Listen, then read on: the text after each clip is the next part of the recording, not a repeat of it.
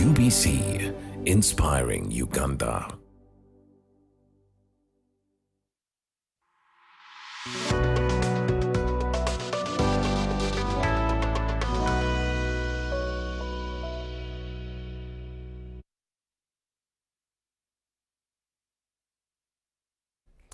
Good evening and welcome to Behind the Headlines. My name is Timothy Nyangweso.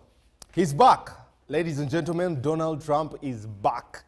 The 47th president-elect of the United States is back. As you have seen, the polls have come in and more than 270 electoral votes is what Donald Trump got. What does that mean? He leaned on immigration and also spoke a lot about the economy and inflation there. Some of the numbers that you're looking at on your screen there, those are the 7 swing states that really determined how it goes forward. Georgia, North Carolina, Pennsylvania, and Nevada, Michigan, and Arizona. Those states made sure that Donald Trump becomes president again. But also earlier on today, he came on to be able to speak. Even as you see the map of the United States, you can see how blue and red became something evident there. And Harris seems to have lost it around the first 2 swing states, especially when they came in this morning. North Carolina and Georgia swung it towards Donald Trump. Later on in the afternoon, it went even deeper. By the time it got to about 5, 6 in the evening, it was already projected that Donald Trump was becoming president. But the biggest question for Uganda and Africa, what does that mean in terms of foreign direct investments, but also that security, health, and education are heavily invested in by the United States government there? What does that look like? But we also discuss the sanctions and look at the various government officials that have been sanctioned. Today, I don't know if it was a job, but the Speaker of Parliament went out to say that Donald Trump is already president and the sanctions are not there. What effect does that take to her? That is the biggest question. But today we also look at what happened in Parliament. The 1-2s that came out there, but also the lights that went off, and finally, the national coffee bill became law. That is where our discussion begins. Let me start with our guests that are with us in the studio this evening. Seated closest to me is Professor Sarah Sali, the Dean at the School of Women and Gender Studies at Makerere University. Good evening, Professor, and it's good to have you as always. Good evening, Timothy, and good evening, our viewers. Next to the professor, legendary journalist, veteran journalist, John Kakande is with us this evening to be able to give perspective, especially from a journalistic point of view, on what he thinks about some of these things. Good evening, sir. Good evening, viewers. Good to have you, and thank you for gracing us. Thank you. Next to Mr. John Kakande is Dr. Sarah Birete, the Executive Director of Center for Constitutional Governance. She's with us today, and to discuss the elements of electoral cycles there and also what lessons we can pick there. Good evening, Doctor, and it's good to have you. Thank you for having me, and good evening, viewers. Since we have 2 captains, the flight shall be gentle, and we shall be setting off right away. Next to Dr. Sarah Birete is Honorable Captain Edward Francis Babu, flight captain and a senior citizen at that. Good evening, sir. Good evening. This week, especially when we opened the biggest church in this part of the world and we started boxing in Parliament. I don't know how to respond to that. Lastly but not least, Honorable Captain Mike Mukula, a businessman, but also the Vice Chairperson of the National Resistance Movement in the Eastern region. Good evening, sir. Good evening, viewers, and it's a pleasure to be hosted on UBC this evening. I'm exceedingly humbled. Thank you very much. You can be part of the show. Go to our YouTube channel, drop your comment there, let us know what you think. Or the number 0709 60 25 92. Our text and WhatsApp number is that. Or hashtag UBC Behind the Headlines on our X platform. So we're going to make quick comments about the coffee bill because today was the day it all started. It all started off smooth at about 10, went somehow dark between 11 and midday, came back after lunch, and the bill was passed by the time we got to the evening. What effect does that mean for coffee, for UCDA, but majorly is the Ministry of Agriculture ready for this? I'll turn to Honorable Captain Mike Mukula first because this is an area of interest for you, sir. The proceedings in Parliament today, the caucus that happened on Friday to be able to discuss and decide the president putting his foot down. Your thoughts on those all, but majorly the plant called coffee? Well, let me start by saying that the coffee production in Uganda was introduced by the British, the colonial masters. And this was the result, if we are to take back, so that we don't read the alphabet from the middle, let's read the alphabet all the way from the beginning up to the end. You recall that in the middle, about 14th or 15th centuries, thereabouts, Africans were exported out of Africa to South America and North America. And you recall for over 400 to 500 years, Africans were being sold like commodities in order to export labor to South America in order to produce sugar and later on subsequently coffee. And you know that countries like Brazil is the second largest black nation after Nigeria, with a population of over 130 million people. What does that mean? The significance of that is a result of the concerted effort by the colonial masters at that time, or the imperial companies at that time, to make sure that the labor, which was cheap labor and that of slaves, was to produce. No wonder now Brazil is the largest producer of coffee and the largest producer of sugar cane, for that matter, or sugar, both white and brown sugar. In 1884, and obviously slave trade, which occurred and led to the Civil War in the United States of America, about 1776, and subsequently about 100 years after, in 1884, in the Berlin Conference, 1886, you do recall that the imperial group of companies partitioned the African continent, particularly to say that since slave trade had been banned and it was made illegal, it was inhuman. It was then of great significance then to the imperial British the companies, European, to make sure that Africans produce for the Europeans and their domestic or their market.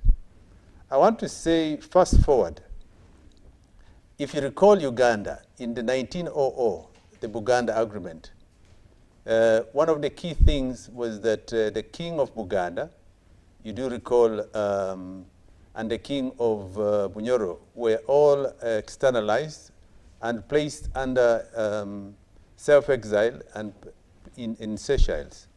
The idea was the British wanted to control the land for production. And if you do recall, in 1901 to 1906, they built the Uganda Railway. What am I saying? The principle was then to make sure that whatever was produced was then externalized or exported. You do recall that coffee, tea, things like cotton, and so on and so forth, were key in the British interest in the African continent, Uganda. In 1914, coffee was introduced in Uganda. In 1918, the Chiboko coffee, by force, was enforced to ensure that Buganda produced coffee by force. And the chiefs were directed to do that. In 1922, you also recall that Buganda Cooperative Union was set up for the first time. Fast forward.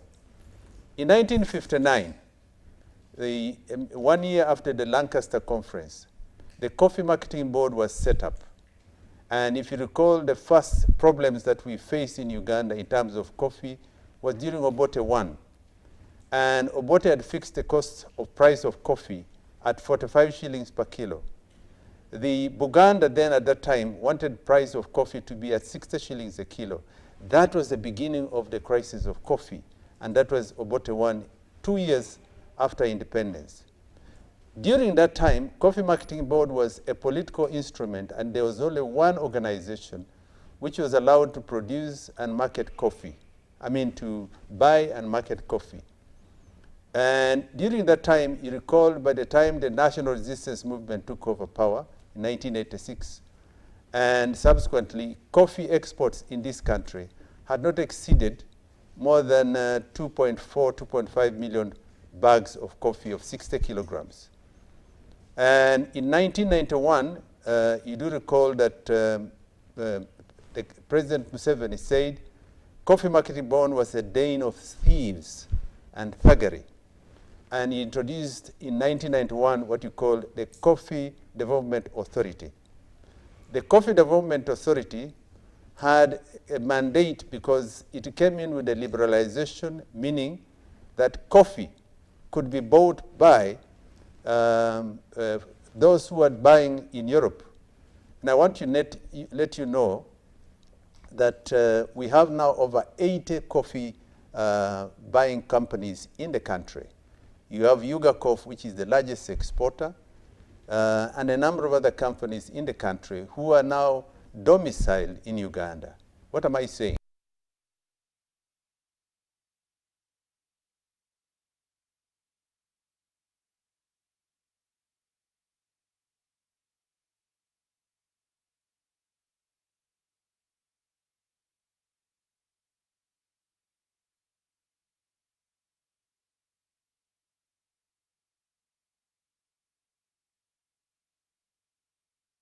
CDA and the General Saleh's organization, Operation Wealth Creation, which, with the support of the soldiers, initiated the distribution of seedlings in the coffee production areas. There are two major areas that we want to tackle here: Robusta coffee and elite coffee, which has just been introduced. And you'll note that you also have Arabica coffee in Bugisu and part of Sebei. The export of coffee in the country now stands at that, from the introduction of these new policies, at about 6.3 million bags of coffee. The largest producer of coffee in the African continent is Ethiopia, but consumes 60% of the coffee that they do produce. Therefore, Uganda is now leading, and the target under this rationalization and direct procurement of coffee is to see that in a few years, Uganda can hit 20 million bags of 60 kilograms export of coffee. That initiative comes with guidelines, what you call directives, from the buyers, and that's the European Union. Recently, you note that there were areas where people thought that government had introduced the directive to count the farmers or to have them recorded. This was out of the Paris Accord, and which gave directives to the UCDA to see that nobody cuts trees in order to plant coffee, because it was popular. And you'll also note that they also gave certain conditions, that they use the right pesticides, they use the right fertilizers, and the drying methods had also to be done. UCDA. Captain Mike Mukula, and I'm grateful for the history because it's very helpful there. But when you look at what transpired today and this debate that has been really taking shape, one on tribal lines, two on UCDA versus the farmer, where's the place for the farmer? The bill has been passed. The question is, why has this coffee bill been a do or die for the NRM? One, first of all, there are three things which underpin the politicization of the coffee bill. It is believed, erroneously too, and by misinformation, that the coffee, which is now being UCDA, which is going to be transferred to the Ministry of Agriculture, is meant to undermine, is meant to reduce, is meant to incapacitate the production of coffee in the country like it was done with vanilla. That is not correct. There are over 1 billion coffee consumers or drinkers in the world. The demand of coffee continues to grow every year because of the demographics, the population. You'd also want to note that if government was to interfere with the procurement of coffee, UCDA is an arm of government. But the purpose of the the purpose of rationalization, which was a framework of academicians, thinkers, and many other people. And that policy was undertaken in 2019. And I want you to note that it was very popular when it was brought because it was meant to save the government of Uganda 900 billion US dollars. I mean, Uganda shillings. What does that mean? People were complaining of the high cost of public administration. And rationalization meant that now that the price, the cost, the salaries have in a much broader way been brought to a level where there is almost a level understanding in terms of payments or salaries. This rationalization is meant to reduce the cost of public administration. Then, so, to answer your question, it has been politicized, and it catches the eye because we have got 1 year to go towards elections. Those who had been suffocated politically in their constituencies, particularly in Buganda, because you don't see a lot of complaints in Bugisu. Bugisu grows coffee. For one to be called a Muganda is not an abuse unless there is an insult. My view is that let's not politicize coffee. I'm in the business sector. And I want to tell you that the price of coffee globally continues to grow. Currently now, last year, Uganda exported coffee to the tune of 1.250 billion shillings, which is close to, if you convert it to Uganda shillings, 5 trillion. That is a lot of money which goes directly to the farmers. Okay. Thank you very much. Captain Francis Babu, you threw a jab at the joke about what happened in Parliament today. But when you look at what happened, especially with the passing of this bill, and the sentiments that have been around this bill, and the farmer who is at the bottom of this food chain of coffee, have they benefited? The first thing you have to say is, how have we got here? How have we got here? Disgusting. How can you shame us like this? All of you who are in the political class. All of you have let us down. The other day I saw this new young man who is the chairman of the Law Society abusing another one, saying, you are a nitwit. You are stupid. What these people are doing is shaming the whole country, I'm sorry to say. It doesn't matter which side of the divide you're talking from. What is politics to begin with? Politics is management of society. Next question. Are we managing this society well? Once you've got that answer, then you go back and say, how have we got to this level where people are talking a language that some of us don't even understand? What is the essence of the whole thing? Let's look at the inside. One, coffee is a cash crop. And if we had to evaluate it, we would say it is a commodity that brings in money, like minerals, like whatever it is. And therefore, we need to sort of regulate it. How it is regulated is extremely important. Now, a lot of people have been talking about this, but they're all missing the point. The point is not the farmer, the growing, the quality, the whatever it is. The problem is on the who is going to market this coffee. And this is where the problem is. And therefore, the people who are in that sector are using the system to make their point. They want to continue to control that market by themselves.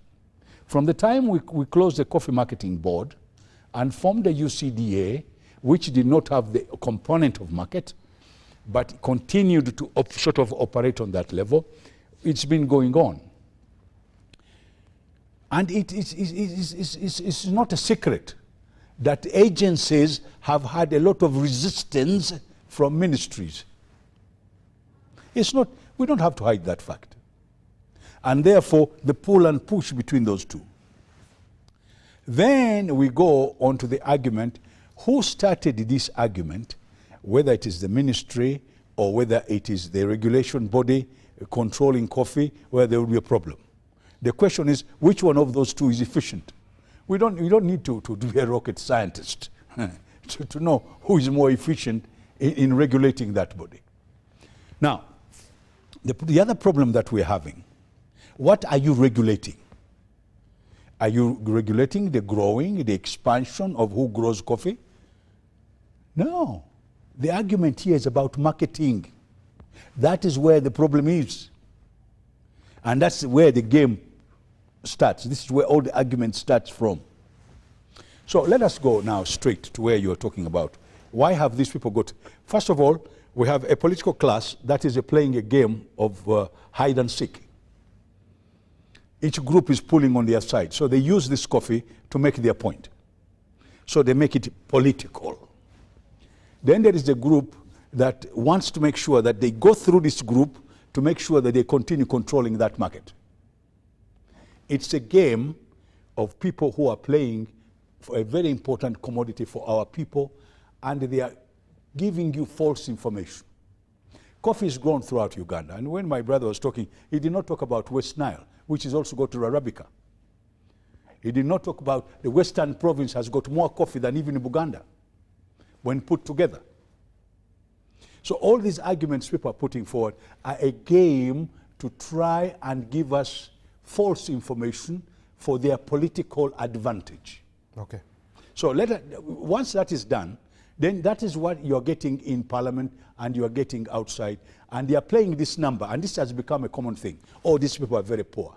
They have to send their children to school.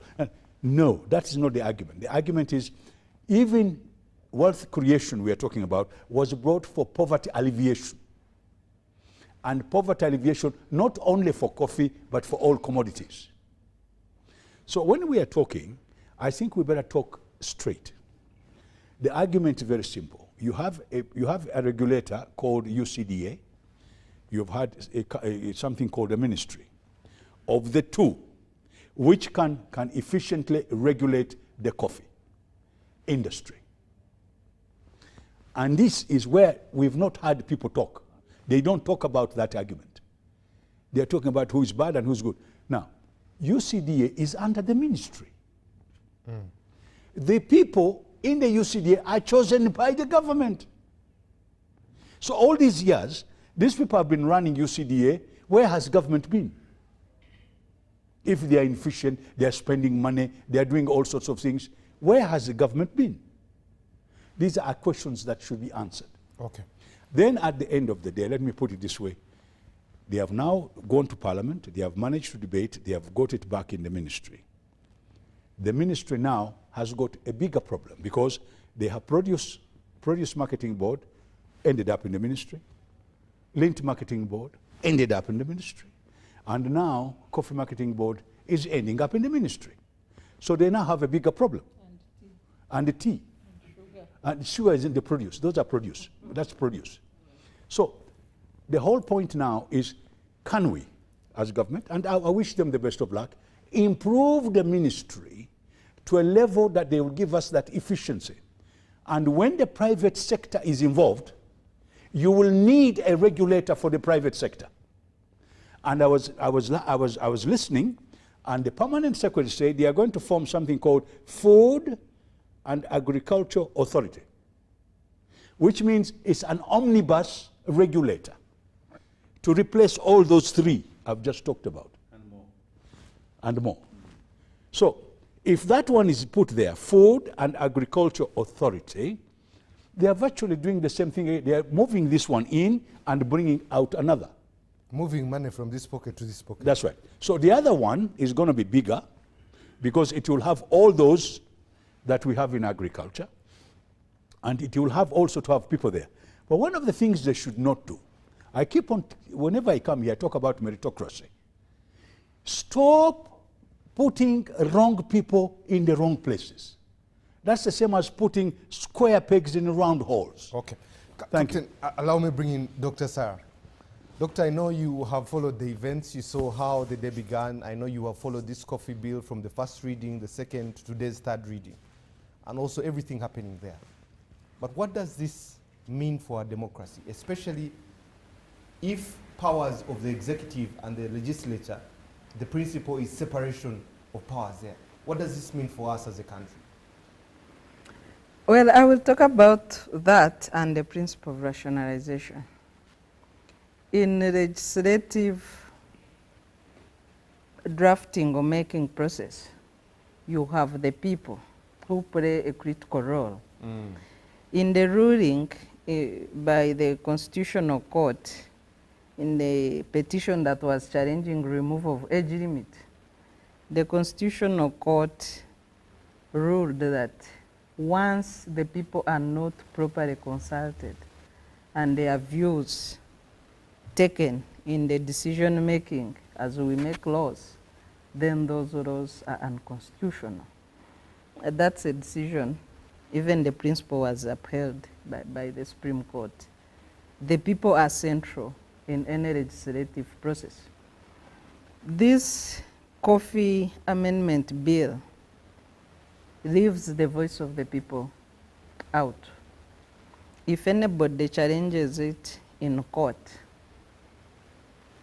it might collapse on that vacuum of lack of consultation from the people, the farmers, the stakeholders in the coffee industry. Their views are not part of this bill, and it might collapse on that basis.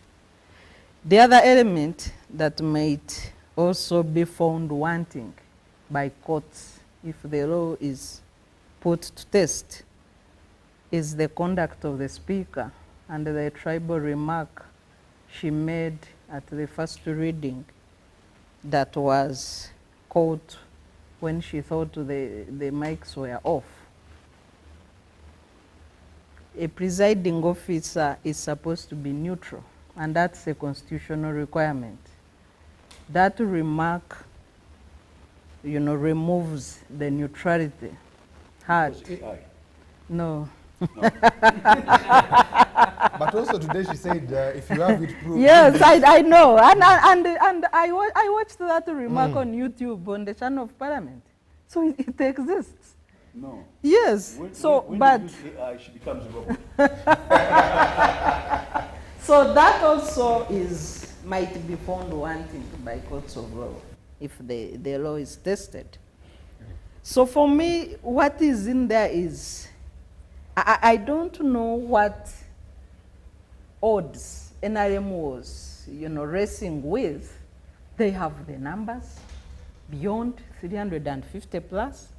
It's unimaginable that NRM can lose a decision where their members are convinced and properly briefed. So I don't know what their panic was about. The second, now the fourth issue that also could be put to test are the remarks of the president, where he called the people that were against the rationalization of the bill criminals, terrorists. It was just coffee. It was just coffee, and people were debating whether to retain an autonomous agency or take it back to the ministry. Coffee belongs to the farmers. It's their land, it's their plant, it's their labor. Was it necessary to call people criminals and terrorists? Even that is problematic. So having said that, I want to talk briefly about the principle of rationalization, which is good. And all Ugandans support the principle of rationalization because we have a bloated government. We have a bloated public administration structure. But if we were serious about rationalization, where is the biggest leakage for taxpayers' money? We have one of the biggest cabinets in sub-Saharan Africa, 81 ministers. We have the biggest parliament competing with India, 550 plus. We have the biggest number of presidential advisors any country has ever had. We have the biggest number of RDCs. Some districts have 3 RDCs. We create districts every day. Even as we talk towards 2026, there is a debate to create more districts, cities, constituencies. where MPs even have nowhere to sit or stand. They are about even to fail to fit in the virtual space. You know, what is the agenda of this country? You are saying you want to save taxpayers' money. You are busy appointing RDCs even who never meet you, creating constituencies. Which is which? Can we create one principle and follow through it? Okay. Thank you, Doctor. Let me bring in Mr. Kakande. Yes, sir. As a veteran journalist, both having seen a lot of these stories happening, this bill has become law. A lot of what Doctor has spoken about is the missing of the people. A lot of what Honorable Babu has spoken about is really, it's already a government agency. It's with government. Why? The history from Captain Mike Mukula. When you look at all this and look at how this bill has become a law, what are we missing? Of course, I was quite surprised by the events today at Parliament. As my colleague has observed, the NRM has got the numbers. Okay, the other side had threatened to disrupt the proceedings, but it hadn't happened. So I thought probably the show of force was unnecessary, and it just gives the bill, the way it was passed, it just creates a bad impression that there was something sinister. But going back to the issues, I think, in my view, both sides have a point, and my honest desire would have been that they should have sat down and discussed where do they agree, where do they disagree, and can they reach a middle ground. Because the people who were opposed to the bill were raising the issue of efficiency in the ministry. And as we have observed, the ministry is already overloaded. They mentioned the crops and we have, but they didn't mention even fisheries, which is also part of it. Fisheries, and we have seen, and the cows, and we have seen the president creating a unit to fight the illegal fishing. People who are catching immature fish.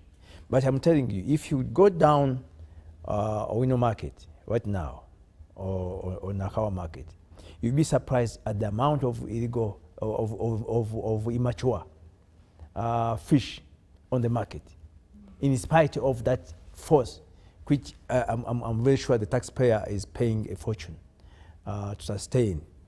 And then the question is do we have efficient systems running?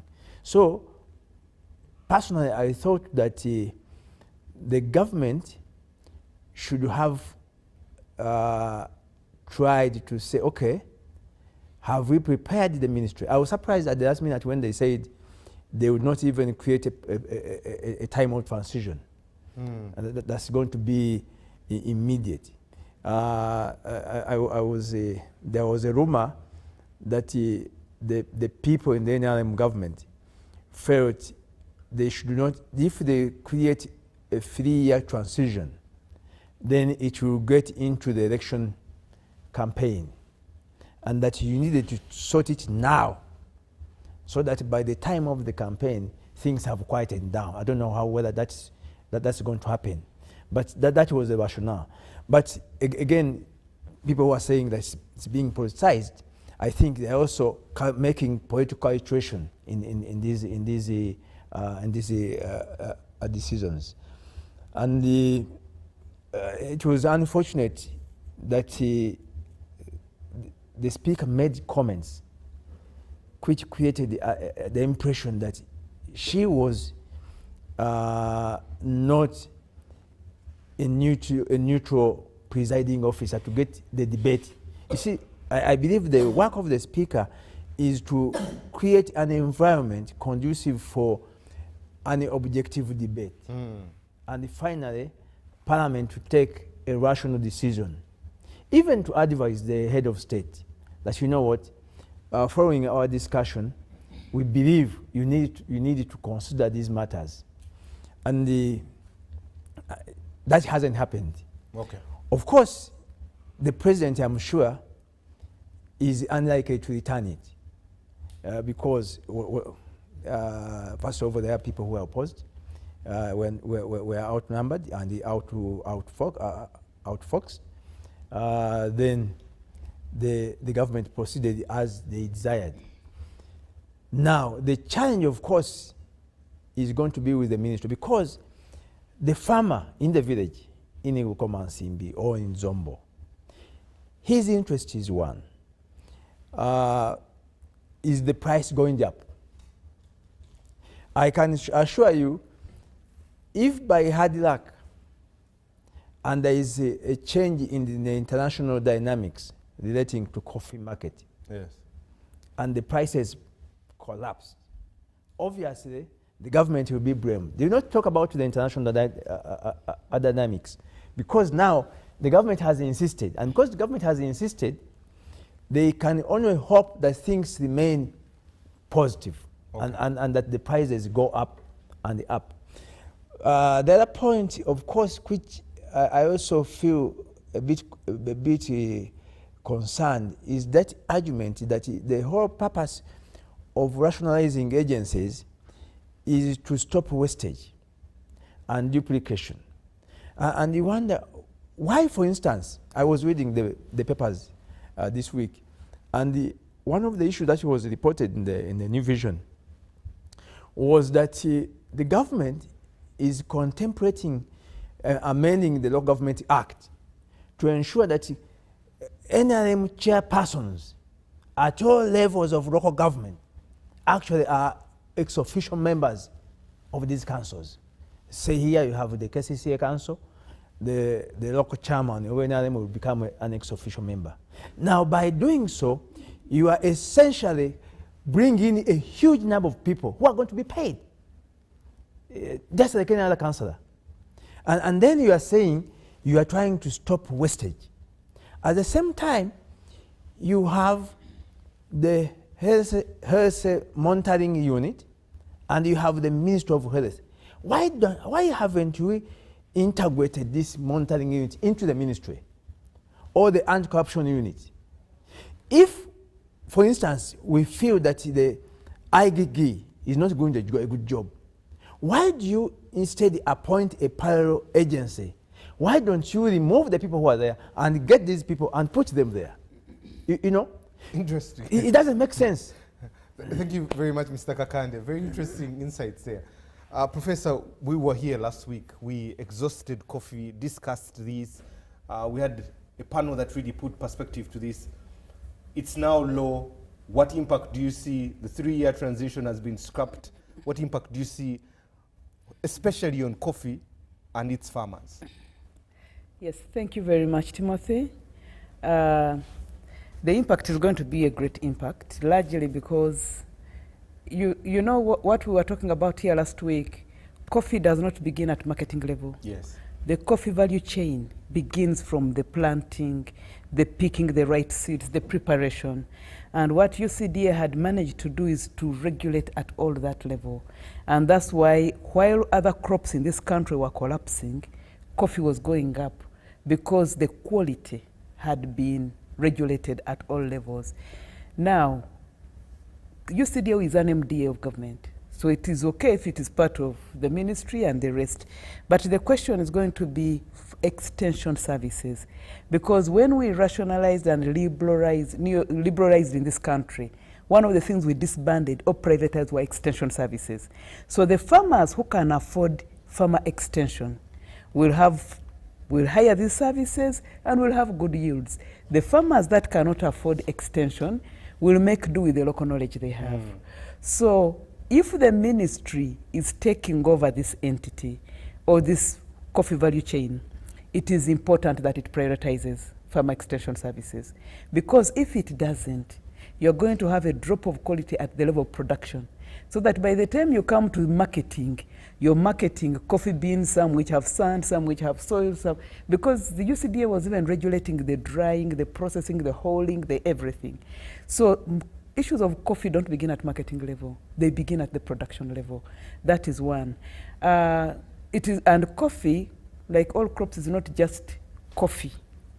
Coffee, I think, has also been cultural. That's why when you go to Addis Ababa, you'll be taken to drink it. Yeah. Ethiopian coffee, then when you go to other places, you drink Italian coffee, and everyone tries to emphasize how different these things are. It's true they are colonial crops, they have been moved, but with the time they have developed a culture of their own. You don't have much identity in Uganda with regard to the brewed coffee because we export most of what we produce. We don't consume like Ethiopia, which consumes at least 60%. For us, I think we consume less than 10%. We are not a coffee drinking country, we only produce. But even then, I think on the economic side, it had created some kind of identity. And this is the identity that actually maybe the speaker and the government is trying to say that it's not just a tribe identity, it is a national identity. Every country, every ethnic community here, every society is growing coffee. So we can't say that coffee is just a thing of Baganda, Bagisu, and people like that. But it has been disseminated. But still, people have historical connections with these crops because many remember that's what put them in school, that's what built them the first house. So people have histories connected with that. And then because of that, and also because of the information and disinformation. And last week when we were here, we were talking about can people be given the right information? Nature abhors a vacuum. So in the absence of correct information, people speculate. Hence the speculations you saw, this is an attack on the central region, or this make ensure, and maybe that's why we are talking about the voices on the mic, that was not turned off. But again, because even in this whole debate, you still haven't gotten accurate information to the farmer. What you're getting are people who are politicizing the coffee debate. And like everyone has said, things in this country actually tend to take a political dimension because that's the only sector which has been growing. It's the only discourse, it's the only discourse which has been growing. So everything takes on a political dimension. So those who are looking to 2026 will look at this debate, even those who have been silent for a long time, as political capital. And as they do so, you remember you have a society which is also going to weaponize this debate by asking, what did my MP say or not say in this debate? And so the MP knows that the society is going to weaponize this debate. Then what do you see, like you saw today? Of course, you have the excessive force, which we say is uncalled for, but you also have the politics of performance. So people have to perform to show that they really, really fought the bill. So you have those who came dressed like they were in mourning attire, black gomeses, with something in the waist, because today our society is dying, the coffee bill is being passed. But of course, you have those also who performed more dramatically. Performance politics. So some performed more dramatically, and I hope the injuries will heal very fast. So, but you see, that's how Uganda has become, that you have to dramatize something. Okay, so you have to perform it, visualize it, and make it appear out of the norm for you to capture attention. And why is that? Because discourse in some of these areas has failed. So to go back to your quick things, to your question, one of the things we need to pray for and that the ministry needs to pay attention to is extension services in coffee or whichever crops they are carrying on. Because otherwise, the issue has not always been production. The issue has been the poor quality of what we export. Okay. I hope you remember a few years ago, we tried to export green peppers, and they were found to have worms. So we lost the whole thing because it was dumped. We have had the same incidences with chilies to China. So let there be extension services to ensure that we have good quality. And maybe when we do that and with correct information, we shall reduce on the politics of performance. Thank you. Let me read some feedback before we switch gears here. Good evening, Timothy and the panelists. This is KD. The role of UCDA is to provide an enabling environment for millions of stakeholders along the coffee value chain, and they thrive. This bill, looking at the background of how other agencies have been dumped into their ministries and they have met their death, it's a bit scary whether coffee farmers will strive or not. Marketing is a very important aspect. The unfortunate bit is that the unit might be created under State House to control the coffee market as Parliament rationalizes. Units are being created under State House, which is very unfortunate, okay? Good evening, Timothy and the panelists. The country needs only 10 people who reason like Francis Babu to have a sharp and shape conversation looking at what is happening in Parliament today and in the previous days. This country is better off without Parliament. This is Chakala. Very fiery on what he's saying there. The last one, I'm following up the debate here, but my fellow elder should, Captain Mike Mukula, should be reminded that at the end, either government will be in joy or after misery. Honorable Olanya was on what was his end game. I am a coffee farmer and a fisher. I know how fisheries is doing and how we have delegates and we are in a conundrum, okay? My name is Richard from Soroti. Now that rationalization has passed, I hope the same ministry will not come up with another body to monitor the law and make adjustments to optimistic benefits there. Okay, thank you for the messages. Keep them coming. Number is 0709 60 25 92. WhatsApp or text there. Let's switch gears to the US elections that seem to have given us the 47th president of the United States, President-elect Donald J. Trump there. Numbers coming in, he's over 270 required electoral votes, and he's over 290 electoral votes there. But what he needed was 270 to get over to become the president there. Harris really struggling there at about 223 electoral votes there. They seem to keep streaming in as the votes come in because some of the swing states hadn't come to reconciliation there. But they have won the Senate House by 52 to 41. They are also vying for the House of Representatives. The numbers still coming in, but what we have so far is 203 to 181. They need 250 to be able to run the House of Representatives. But he's back, spitting fire this morning, our time. Swing states gave him that. The contentious issues that were there were reproductive health, bringing the country together, looking after the middle class, competent and effectiveness, but the biggest one was inflation and the economy. Let me start with Professor here. Professor, voting started quite early. People were mailing their votes. Yesterday was the biggest day, the wee hours of our morning and their night there. Tallying went on, NBS, NCB, ABS, CNN, all of them, everyone, international medias were reporting this. What did you make of the US elections? Thank you. It was a very interesting thing. First of all, it's interesting that they vote for such a very long time. But I know it's a big country that has so many people who are politically aware, who take their civic responsibilities seriously, so they make sure they vote. So the voting continues, but you can see there's a clear lead. Of course, on the gender side,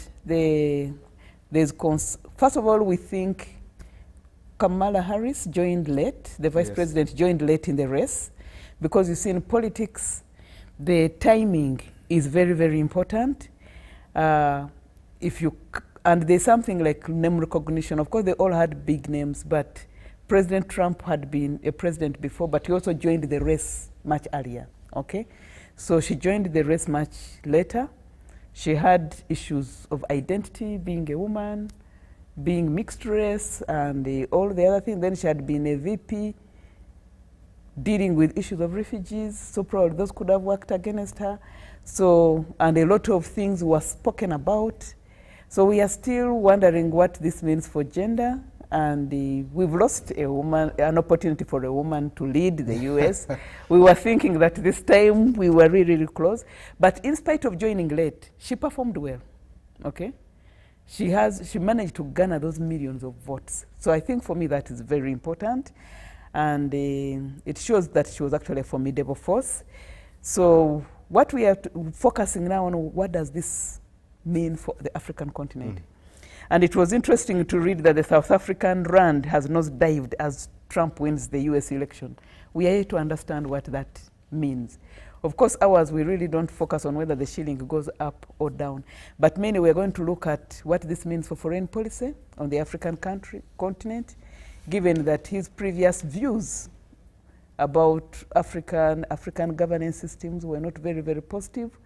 But we hope we have all picked our lessons, and maybe he's going to do things differently. So we are all watching. It's still early days. We know he's definitely coming in, but he has not yet been declared. It's early days.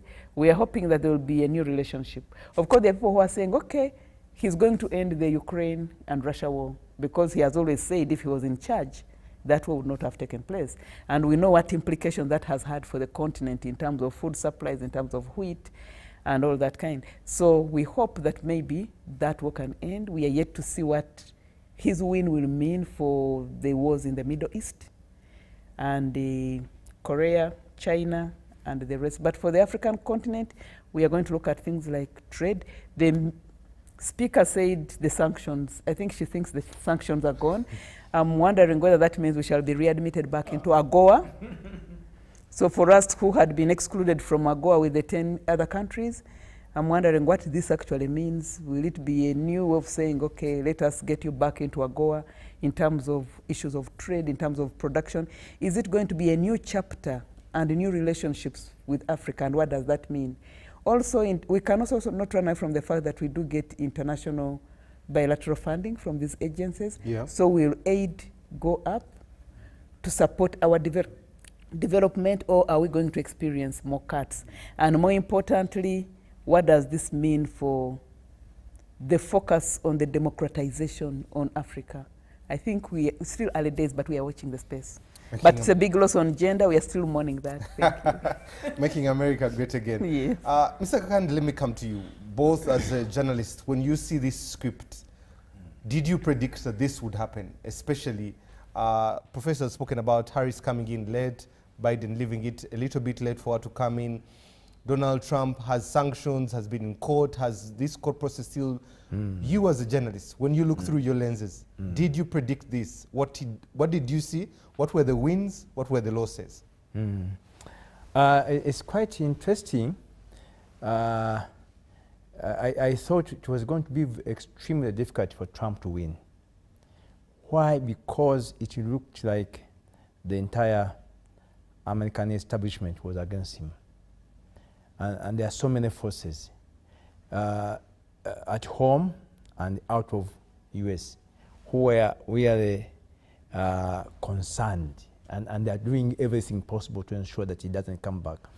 And I get a feeling that a lot of these things which have been brought against him were intended to cripple him, to be either that the party drops him, or that he is not able to sell his agenda to the population. I believe that there are very serious issues internally that explain why he was elected in the first term and why he has been again elected. I recall we did in the first term there were some American diplomats who came to New Vision, and they were predicting that it was impossible for Trump to win. I said, you may be mistaken, because the way I could read what was happening on the ground, some few media houses were able to capture a few things. I said it looked like the American society has a crisis, which the political establishment hadn't been addressing, and probably which Trump has taken advantage of to mobilize a huge number of people. Even in this situation, you could see probably the majority of media houses were on his side, were on her side, were on the side of Harris. And you could see how they treated the reporting on a lot of things, how she was having a momentum and a surge, you know. very little was being said until up to the end when they said, okay, we see that the African American men were more inclined to support Trump than Harris. And then they said, you know, it was sexism and this and that. But I believe that the issue of economy is very serious in the US. And I believe the issue of immigration has also impacted the economy, the jobs. And a big number of Americans are becoming more hostile to more immigrants pouring in. And I was reading one of the articles this morning, I think it was on BBC, where they said, surprisingly, that because Harris appeared to have anchored her campaign on reproductive health and targeting the gender. But that article was saying, contrary to what she had anticipated, what her campaign had the strategies on, the proportion of women who supported her were less than those who supported Joe Biden. So you could see that she did not galvanize, even among the women, she was not able to galvanize the women behind her. Probably because also women, when it comes to economy, they feel it as much as the men feel it. But also note that even where they held the vote on the issue of abortion in the states, not all states actually approved guaranteeing the right to abortion, because a number of them, including Florida, rejected that. So it means that even there, the issue which had been happening a lot was not, it was 50-50, you know? And I think because of that, it was very difficult for her to mobilize enough support to defeat Trump. Okay. Now the issue is, what's going to happen for Uganda? Personally, we're going to come to that. We're going to Okay. come to the details of that. Allow me come to Dr. Sarah. Doctor, Trump is a maverick. Trump is a celebrity. His speech this afternoon, our time, comes out there, calls out a golf celebrity, calls out Elon Musk, had vigor to talk about immigration, talk about the economy, how he's going to fix these things in a snap like that. Where did he win it? Where did Harris lose it? Well, first of all, I want to also express my disappointment that the women will have to wait much longer to have the first woman president in the superpower country. We had thought that this time round would be there, but it wasn't possible. A number of reasons. First, I think in addition to what the fellow panelists have shared, is we need to look at the deep-seated white supremacy. Even when we say the women didn't vote, which women did not vote? It's the white women. When we look at the issue of race and gender, I think there is still much more work that needs to be done in terms of, you know, gender and race. And you know, campaigns afford people to express their worst selves. So you could see the comments and realize that America wasn't ready for a woman president. In terms of maybe the first woman who also would have been the second black president, but also first South Asian, maybe they weren't ready. Because if you look at Harris and her qualifications, by all standards, she was the most qualified person to be president on day one. Trump had served the previous 4 years. Many people knew what he has to offer. I don't think there will be any changes from his first presidency to the second one. I am sure there will not be major changes from Trump 1 to Trump 2. We know what to expect, more or less. And the voters knew, but they've also had their say. The other unfortunate bit is that Kamala happens to be the second female candidate to be defeated by the same man, Trump. So I don't know. Yes, because Trump defeated Hillary Clinton. When Biden came, he couldn't defeat Biden. Kamala Harris comes, of course, with some bit of sexist remarks on the campaign trail and his approach to women.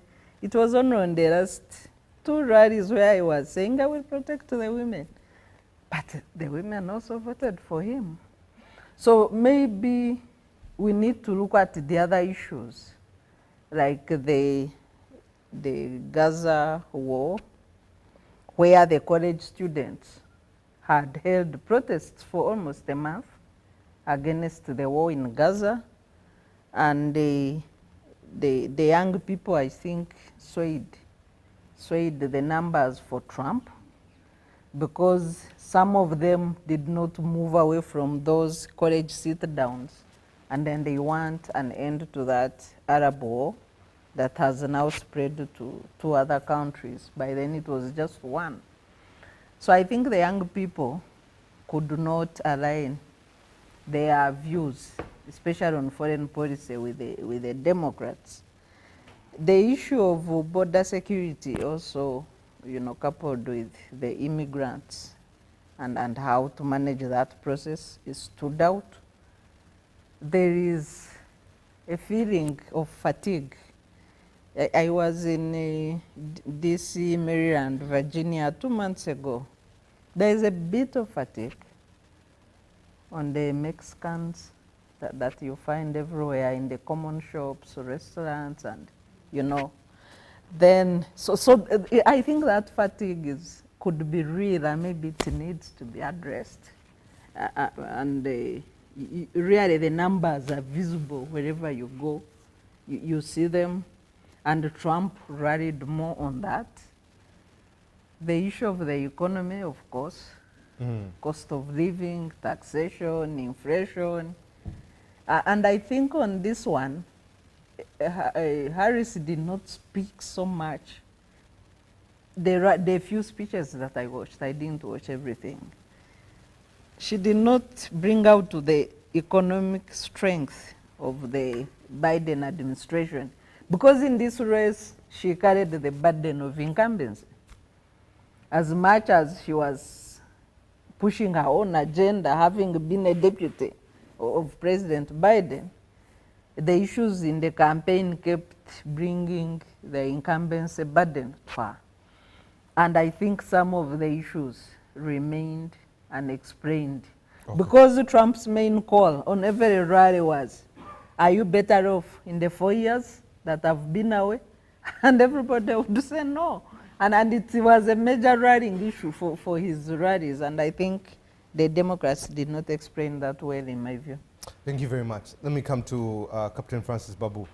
Captain, Trump, when he finishes his term, he will be older than Biden. You'll be my age. Yes. I wasn't going there, but since you've gone, since you've gone there, guys, you've got to laugh in this. You sit here is as if you're in a. Thank you for opening the door. Now we can go there. Enjoy yourself, Since you'll be age mates with President-elect Trump, and he'll have the youngest VP at 40. Yes. What will his first 100 days look like? The problem with all of us talking about America, we know nothing about America.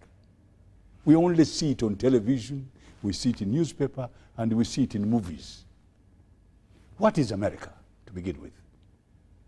A country has got 52 states.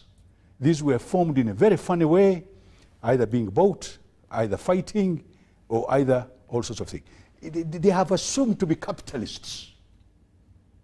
You know what a capitalist is? somebody who says everybody owns, if you have oil under your house, it's yours. In Uganda, if you have oil under your house, it belongs to the government.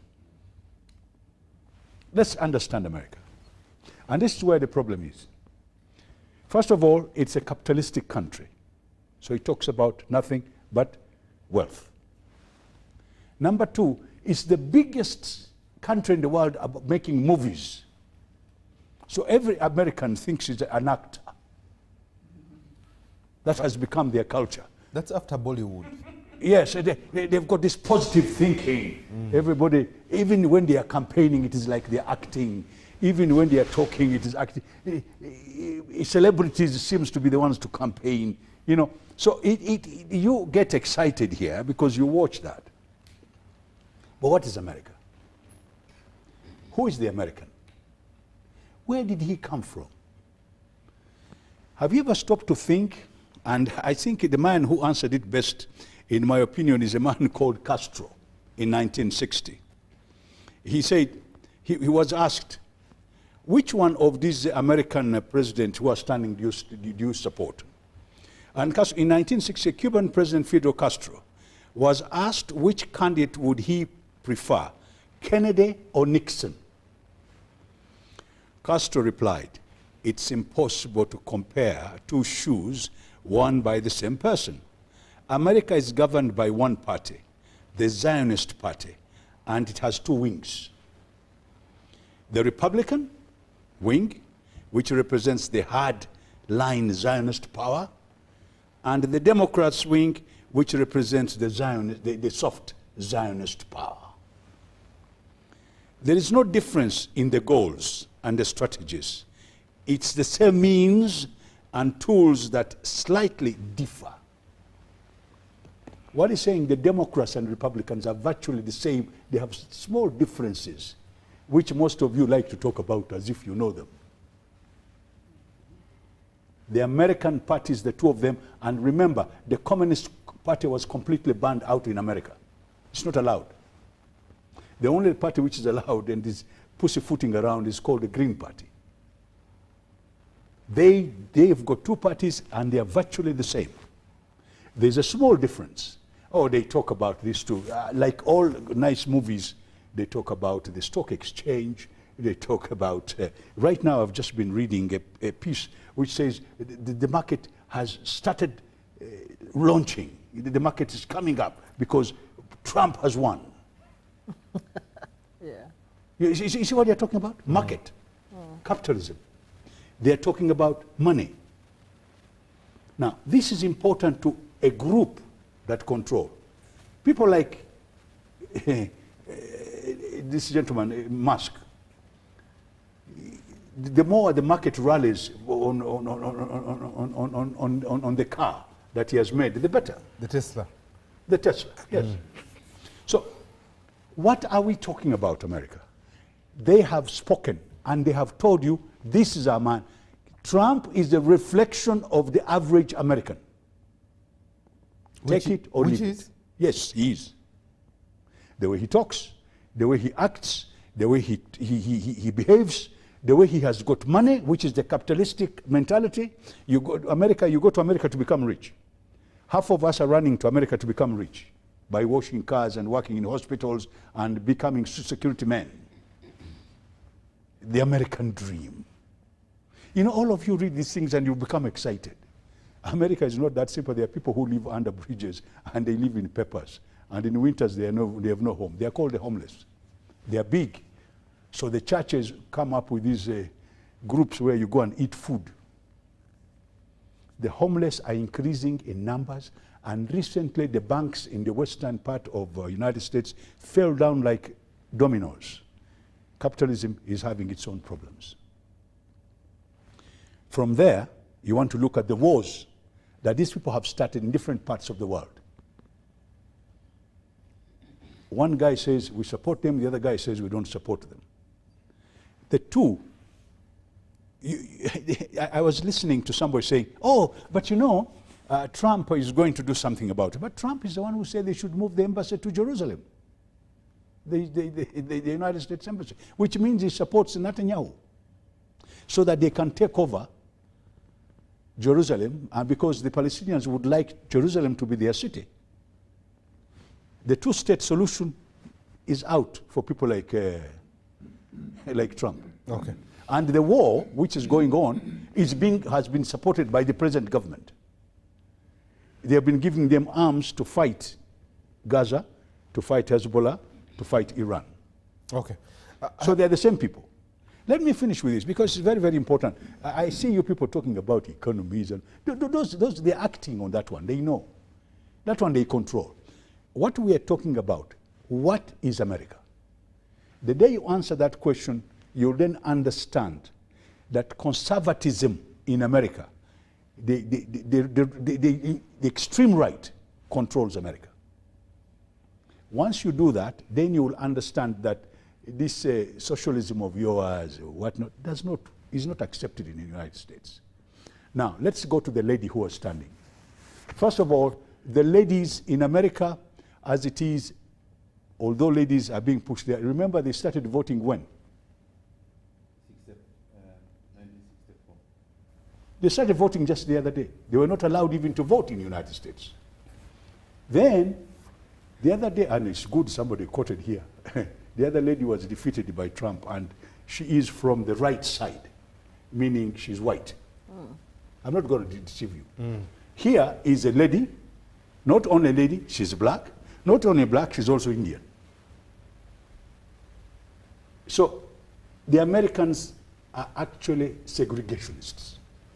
Okay. Captain, allow me bring in Honorable Mike Mukula, even as we draw to close of this hour.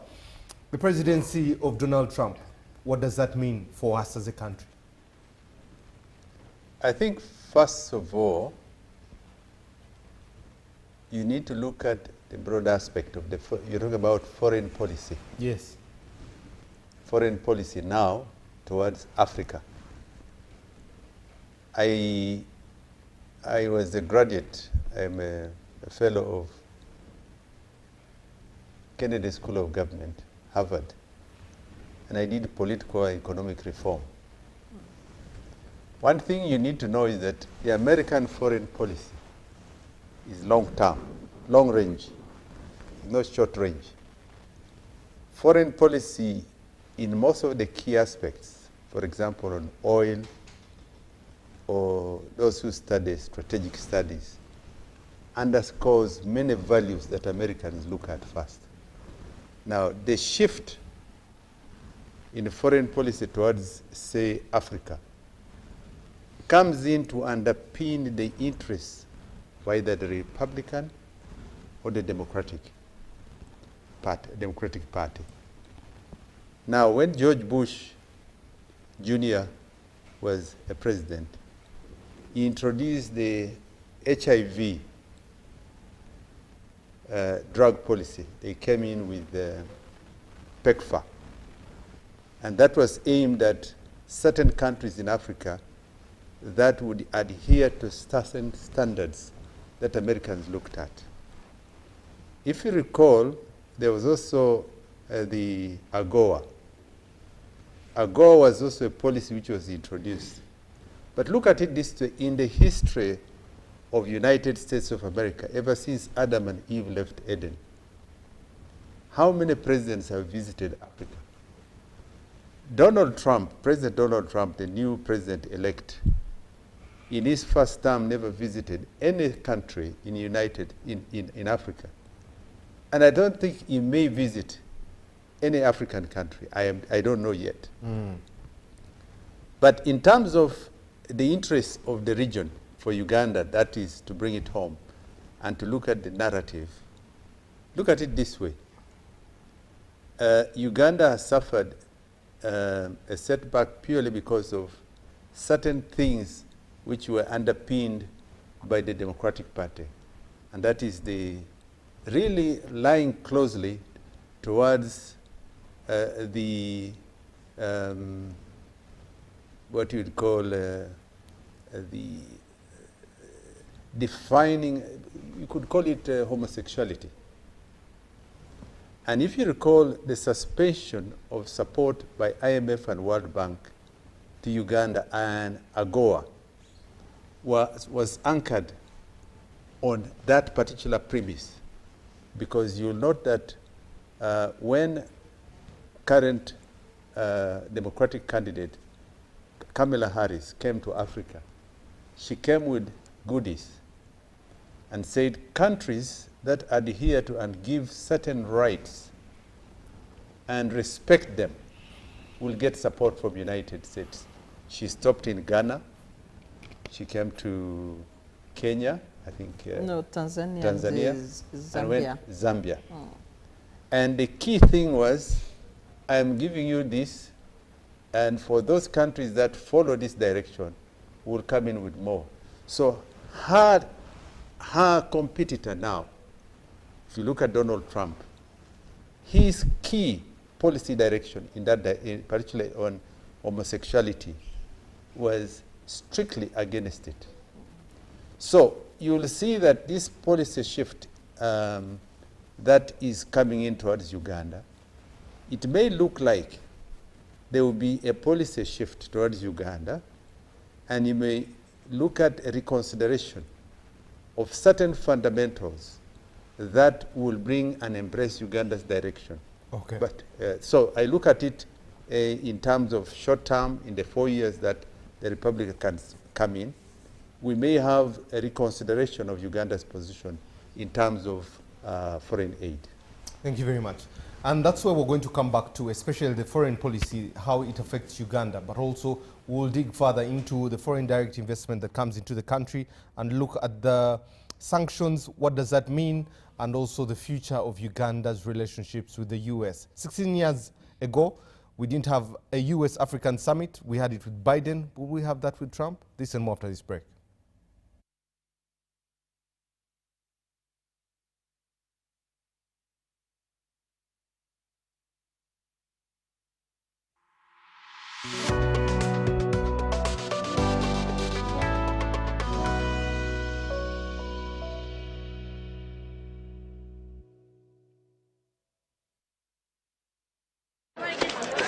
Juko. Yo.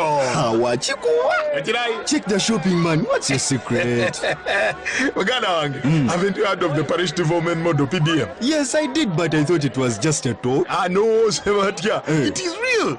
I and a few friends together formed a circle, accessed money from the PDM, invested in a portrait project, and now things are moving. Juko. I thought I was one of your friends. You are. But you left me behind. I didn't leave you in poverty. But what you do, just visit your LC2 chairperson and your parish chief and start the process of economic transformation. Just like that. The parish development model is an initiative from the government of Uganda through the Ministry of Local Government designed to transform all lives of Ugandans for the better. PDM, my parish, my development, my life.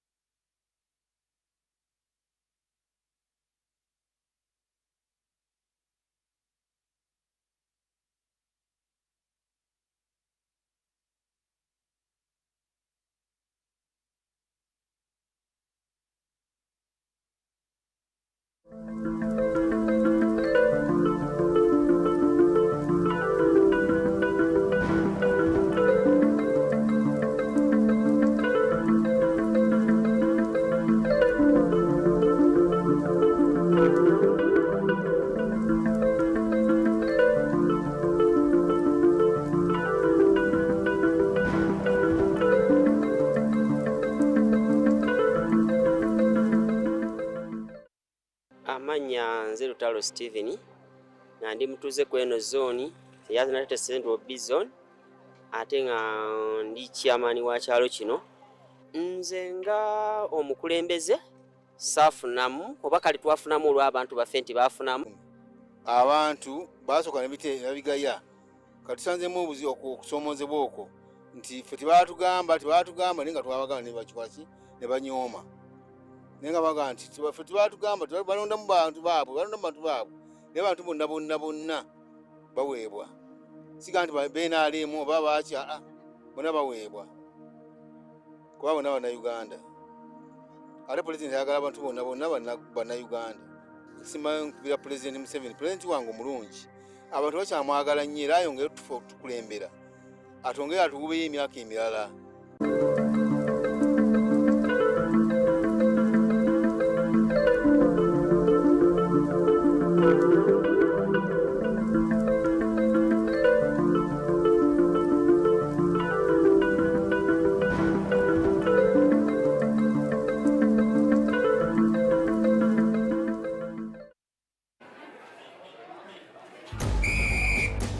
To be a winner, it requires that you exceed all the limits of mankind and womankind. But when you play with MTN Momo, winning is easy. Simply get your phone and use the Momo app or dial *165*3#, enter merchant code, enter amount, enter your Momo PIN, and pay. Congratulations! Your stomach is full, and now you stand a chance to win mobile money with MTN Momo.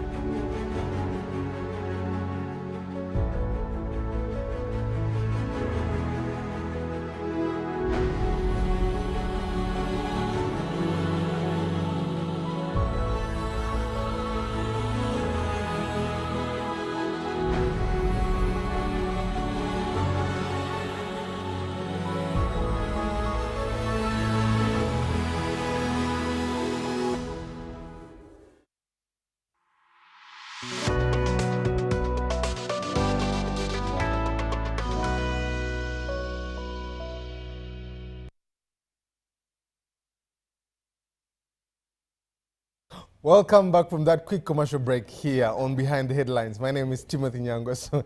In the studio, I have Professor Sarah Sali, the Dean at the School of Women and Gender Studies at Makerere University.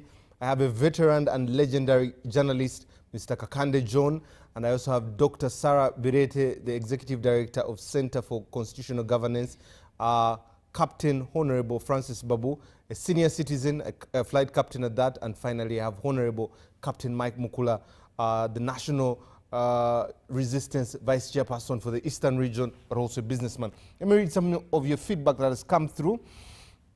Captain Babu is spot on. The Americans are not yet ready for a female president. This is Joseph from Kawempe. Okay, interesting. Mr. Nyangweso, good evening. Convey my regards to the panelists. During the Americans campaign, I had a ride with a border rider here, and he started telling me that he was following the elections. The last time a Kenyan was president, and now he's saying Alice has lost the elections. This is Nathan Wada. Nathan, thank you very much for that hilarious one there. Hillary beat Trump by 3 million votes, but the system gave the victory to Trump. The people voted for Hillary, the system voted for Trump. Aboki Fred. Aboki. Interesting. He's here. Interesting. Lastly, but not least, Okumu Innocent. I am happy today because history has been written. In Uganda's coffee law has been passed. America has elected its 47th president on the same day. Coffee, they do not consult us, the farmers. The US internet was not off like it's compared here in Uganda. Okay, let's leave the messages. More are coming. Thank you. Keep them coming. 0709 60 25 92. That's our WhatsApp and text number there. Or hashtag UBC Behind the Headlines. We can have that discussion on X. Let me get to the conversation here. Professor, let's come home. Our health, our education, our security are heavily dependent on foreign direct investment, especially talking about the US there. When you look at this 2016, 2017, 2018 there, when President Trump was there, he dropped it down to about 67.8 million in foreign direct investment. He cut it. What is going to happen to our health, our education, and security, especially with Trump having cut in his last term when he was 45th, and now that he's 47th? It's very serious. And that's why I thought, I said earlier that we hope some lessons have been learned and some adjustments have been made. Because the truth of the matter is we are very dependent on foreign aid. I think we have discussed that here when we are discussing the budget. Yes. And we have talked about the need to grow our economy locally so that we don't have to depend on aid. So he is back.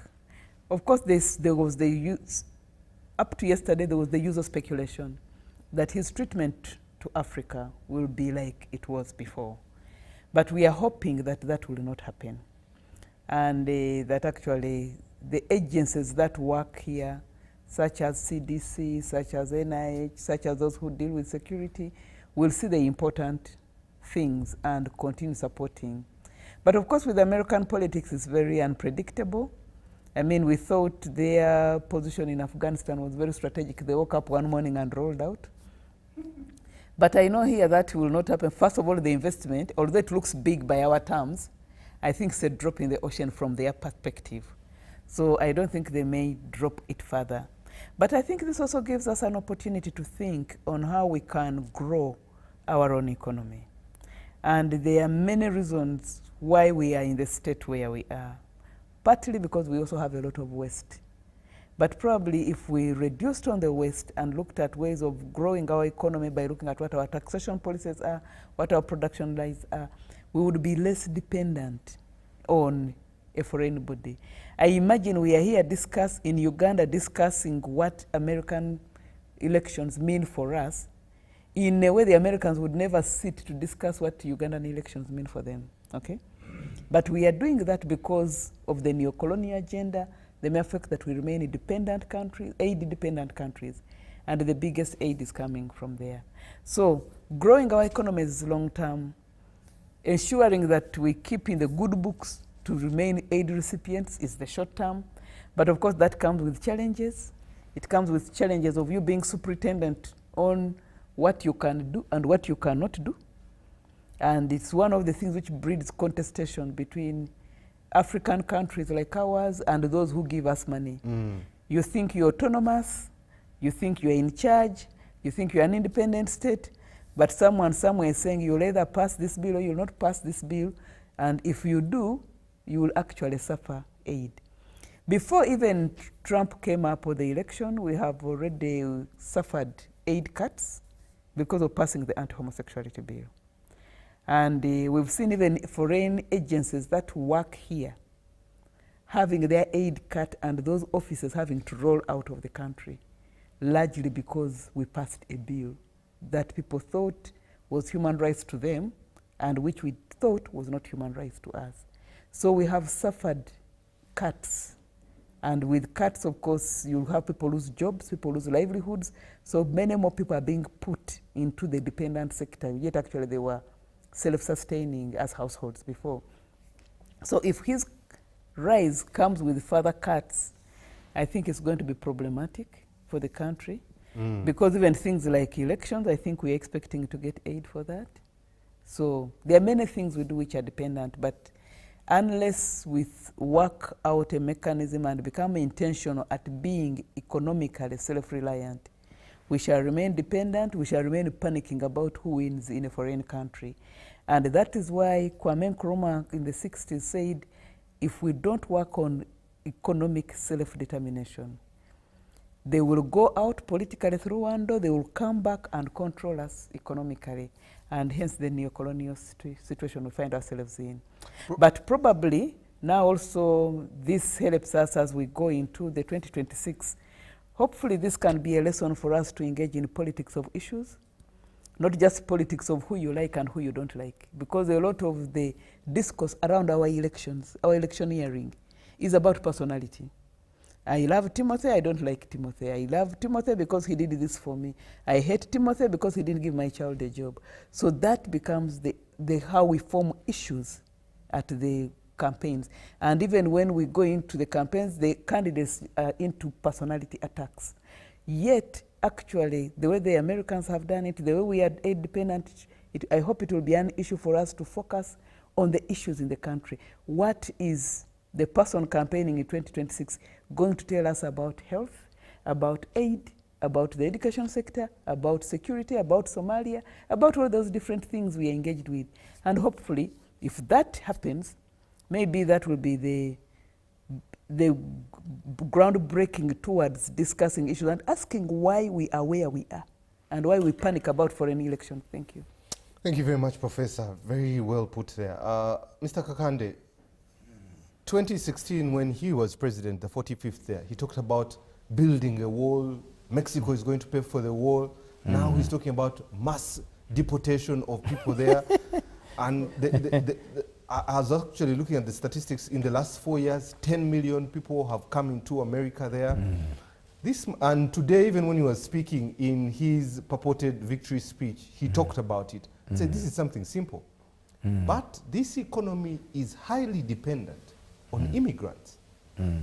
What happens to it with his policy of mass deportation, and how will it look like? Probably I deal with that issue of the illegals in the US. There is a feeling that the Democratic Party is sympathetic. Yes. But then the question is, why have all the successive American governments and presidents failed to make the illegal legal? And why do they want to keep them that way? The millions of people who come in, you know? Because even these people who are flooding, who are coming in the buses and caravans, they're not talking about making them citizens. Precisely because they are the modern day slaves. Actually, it's another form of enslavement. They are volunteer. They are voluntary slaves. Yes, they can be voluntary slaves, but they are slaves because they don't have rights. They cannot demand for the pay which is legitimate because you are an illegal. You know? So these people want them because they want cheap labor at the farms. And why? Because the farmers believe it will be costly for them to hire an American citizen. So those who are talking that it's a good thing to let in these illegals are not understanding the real problem. That even the Bidens of this world are not so much keen to make everybody a citizen.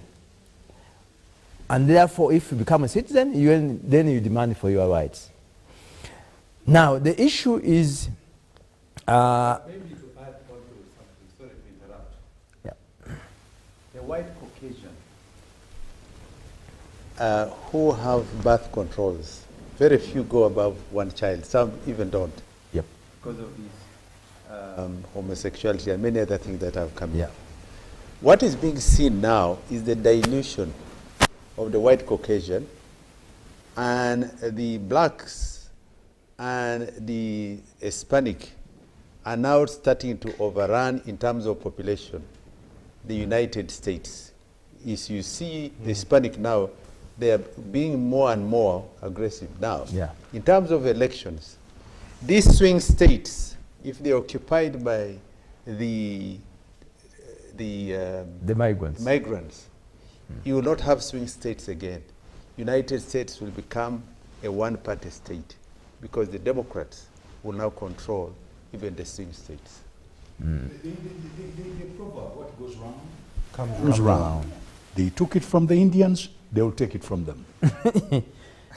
Mr. Kakande. Yeah, but the other issue is that when you consider all these presidents since Bill Clinton, besides Bill Clinton and George Bush Jr., I think from the time of Obama,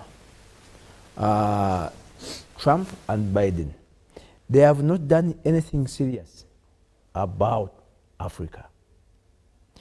You don't see a landmark project or program. Today we only talk about AGOA, we talk about PEPFAR. All these were before. And all these have left them there because they serve the interest to say, okay, we are present. We are talking about the direct foreign investment.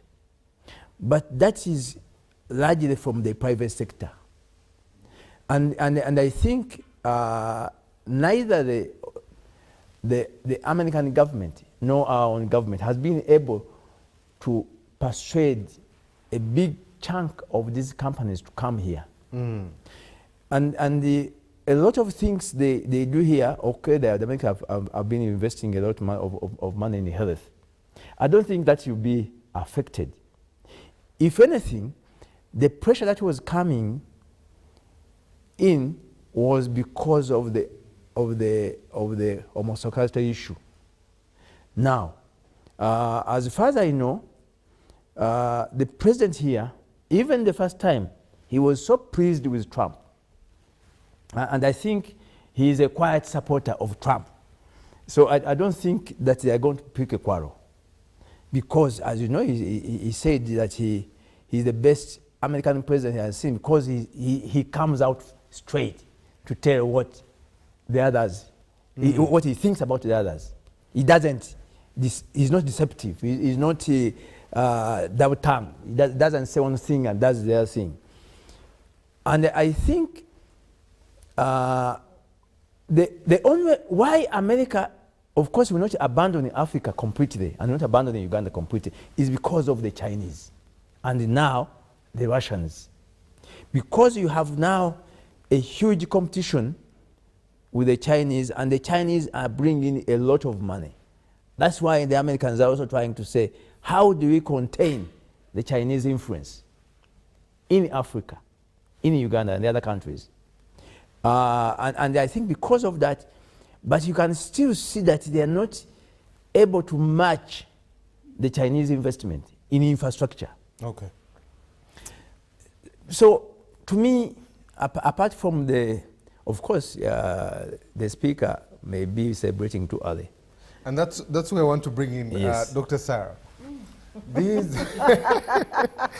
Dr. Sarah, I don't know if it is a premature celebration, but we have very many government officials, both government, security, sanctions have been slapped.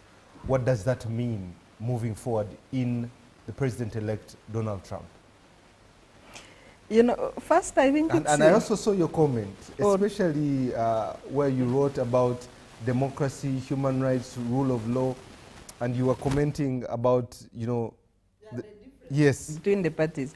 I think, first of all, it's important to underscore a fact that has been made by Honorable Captain Babu.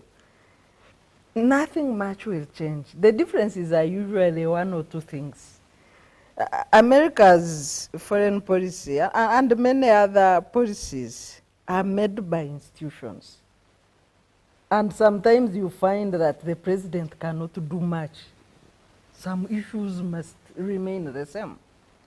The changes are usually on one or two issues. Really, it's not much. And the issue of sanctions or implementation of the Global Magnitsky Act is a responsibility of State Department. State Department is run by technocrats who are not going anywhere regardless of the president in power.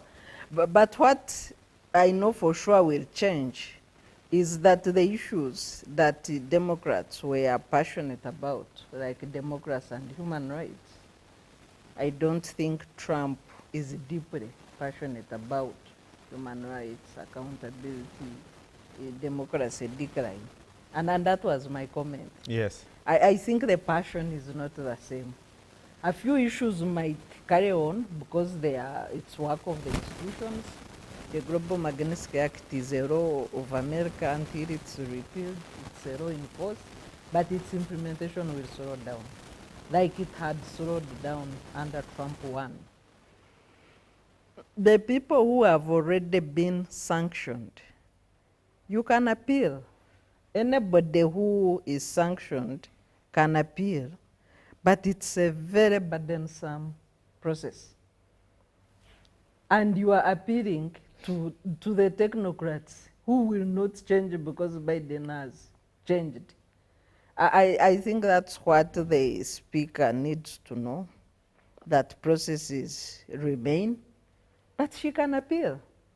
And since Trump's policy on LGBTQ, but although his speech was like double speak on the same, because he talked as if he was now diverting from the rhetoric he had during campaign in his victory speech on LGBTQ, because he might not be emphatic, but I don't think he can do much.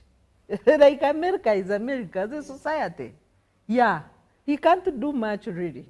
That's my view. When you look at the foreign policy and you know his differences with the vice president, it was mainly on saying he will put America first. And that's the whole slogan of Make America Great. So for him, he said everything else as if he doesn't mind, but America first. And that's what he's likely to do. Domestic. Yeah. The emphasis on domestic issues. I've seen part of the overhaul of Trump Pentagon policies, how they are likely to look like. Of course, it's a prediction. And there's a saying maybe we'll take troops out of Europe, you know, the Russia-Ukraine war. That's what they are predicting. I didn't see something on the Middle East, and I think that's critical.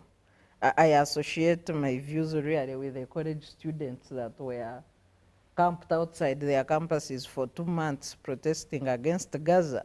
I think that's really unnecessary war. We need to respect humanity wherever it is in its universality. Thank you very much. Let me come to Captain Francis Babu. Captain, you have spoken about America, what is America, and it being a capitalistic nation there. But one of the things that is driving Trump, he talked about allies, that allies need to be able to pull their weight, calm this next.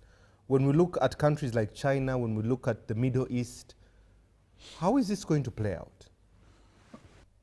But before we go very far, I wanted to say something that might help Sarah to feel comfortable. The new leader of the Conservative Party in Britain is a woman. You know, the Conservative Party is a powerful and black, and she's called Kemi Benado. Kemi is a very nice Nigerian name. So don't worry, women are coming. We also have Italy, we have the German Chancellor. Yeah. Yeah. Then let me start from this point of view. I think I want people like Trump to be there. Make Uganda wake up.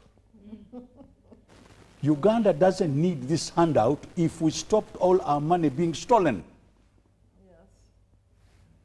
Our money is being stolen and we are now going out as if we are beggars. I like the young man who is in Burkina Faso. He says Africans are not poor. And actually our presidents and everybody knows we are not poor. So I want people like Trump to ignore Africa so that we can wake up. Why should we beg? We have coffee, which you are fighting for there. We've got copper, we've got minerals. They've just elected a new mineral board, mining. We've got minerals, very good minerals. It's being stolen, by the way. We know that minerals are being stolen, left, right, and center. By who? Oh, all sorts of people. So, why I want people, and I think that's where the president is coming in. He says, I like a man who tells me on my face that I don't want to deal with you, so I can wake up. Why should we get every time to beg when actually we can afford? Was it 11 billion, trillion, which is being stolen every year? 10 trillion. 10? Yes. 10 plus or minus. You know, and then I had 20.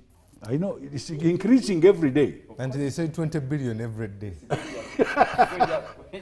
So I think people like Trump, if they don't want to deal with Africa, I congratulate him. I think Africa has been lying on handouts for so long that time has come for us to wake up and build our own countries. What did he say? America should be what? First. America first. When are you going to say Uganda is going to be first? When? Who are you waiting for? Nobody is going to make your bed for you. You sleep in it, you make it. Uganda has to wake up. We are one of the richest countries on the African continent, most beautiful, very rich. We can feed ourselves. We've got even minerals. We've got riches. We can do everything in our country. Enough is enough. Please. And by the way, don't ask those questions again. They are going to give you a handout. But please don't. Tell me, what are we going to do to stop these thieves taking our money? Suddenly you say, we are going to build a hospital in Ruboa, and then the money disappears in thin air. I'm sorry. Then I hear money has passed somewhere behind it. What is going on?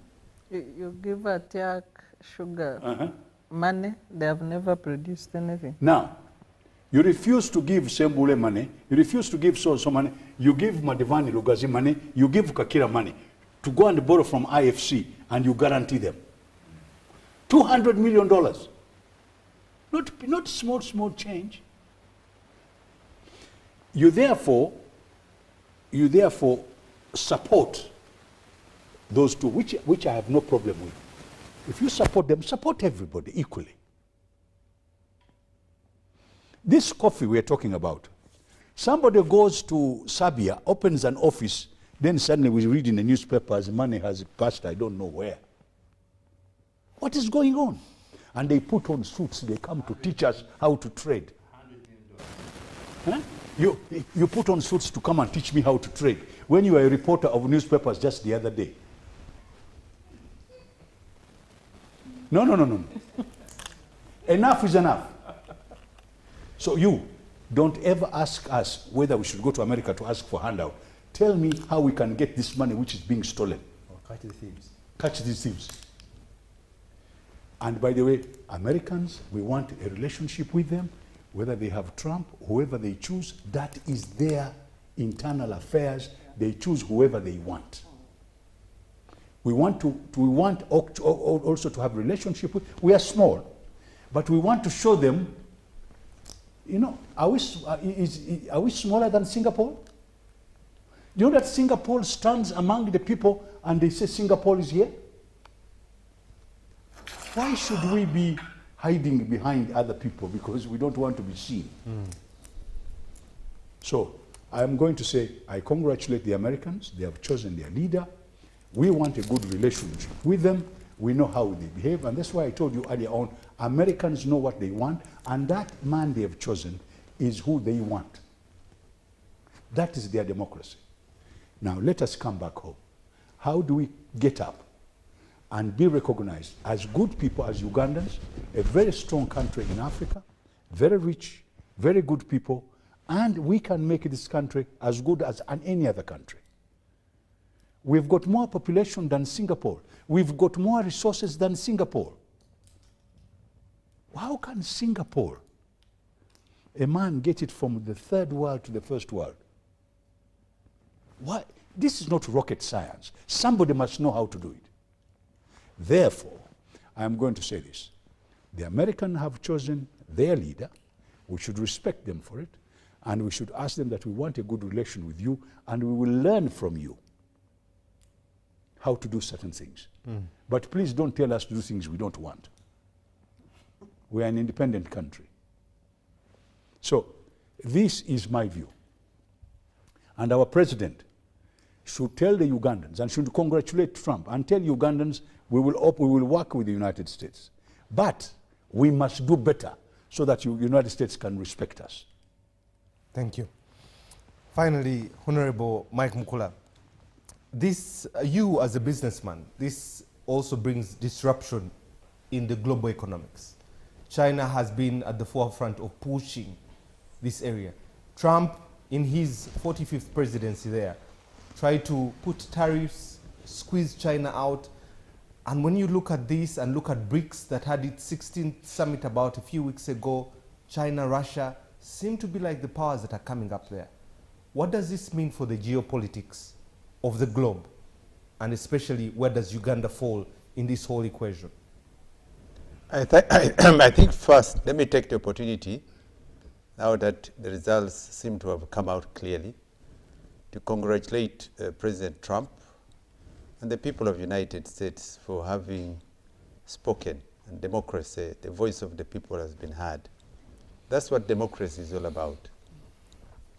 But in the broader aspects of the global trade and geopolitics, the United States has been a dominant player in the global economics, being the leading economy in the world. But there are countries that have metamorphosed, that evolved over the last few years, like China. China and India 50 years ago were seen as what you call flat countries, wasted, basket economies. Today, China, after the 1987 economic reform, is the second fastest growing, second largest economy in the world. India, which was seen as a basket case, is the fastest growing economy in the world.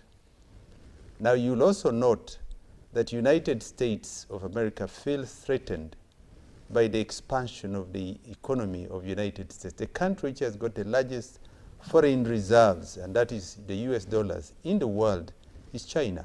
And if you recall, during Obama, China lent money close to $1 trillion to United States when the economy was on the ropes.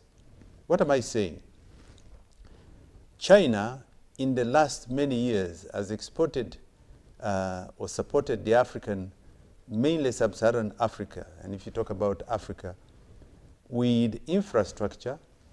It has grown so much in terms of foreign direct investments in Africa.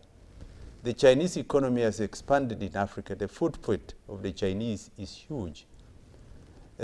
China has become what you call the manufacturing hub for the third world and also now United States.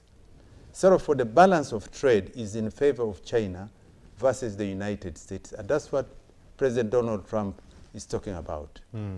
To bring it back home and to get the narrative, Uganda seems to enjoy more bilateral engagement with China. And if you look at the investments in Uganda, for you to note, 400, and in India for that matter, 400 Indians control 64.7% of our economy, Uganda. 400 Indians control 64.7% of our economy. Wow. I want you to note that. In terms of foreign direct investments, India, and as I said, is the biggest player in the economy. Chinese are coming in. In terms of then the market dynamics, we need more foreign direct investments in Uganda and more so Africa. And if you look at the footprint of United States in Uganda, it is very little. There are very few American vehicles that are imported here. Very, very few compared to the Japanese. Yes. And now the Chinese, if you look at the Chinese heavy industrial vehicles, they're mainly here, competing with those of the British and the Germans, and they're cheaper. And you also note that in terms of goods in the market, our people seem to be more inclined towards importing more goods into Uganda than those who fly to the United States. What am I saying, therefore? I think it is better for us, for me, from the business, from the perspective as a businessman. I see us bringing in cheaper industrial components, capacity building in terms of growth of the economy, And if you look at Uganda as a nation, 48% of East Africa's arable land is in Uganda. Our comparative advantage is in agriculture. So you'll see that in terms of exports, in terms of, we are now looking more to the east. I have seen that even this copy we are talking about, we are starting to open markets into China, in Guangzhou. If you look at exports to India, they are huge. Now, exports to United States, crafts and so on, was limited even under Goa. It was very small. The window, despite the opening of the market to United States under Goa, now that it's been restricted, there's little that we have lost and little that we have gained. Now, therefore, to get the narrative right, I think I agree with Captain Babu. Africa is a sleeping giant. We now have 1.5 billion people in Africa. China has got 1.5 billion people. India has also equally, ironically, has got 1.5 billion people. We are at par with the fastest growing economies. Africa, therefore, if you look at the DRC Congo, it is GDP in terms of untapped mineral wealth of the 14 major minerals is equal to the total GDP of United States of America. But it's not harvested, not brought out. And yet, look at the DRC Congo. Look at Inaje, for example.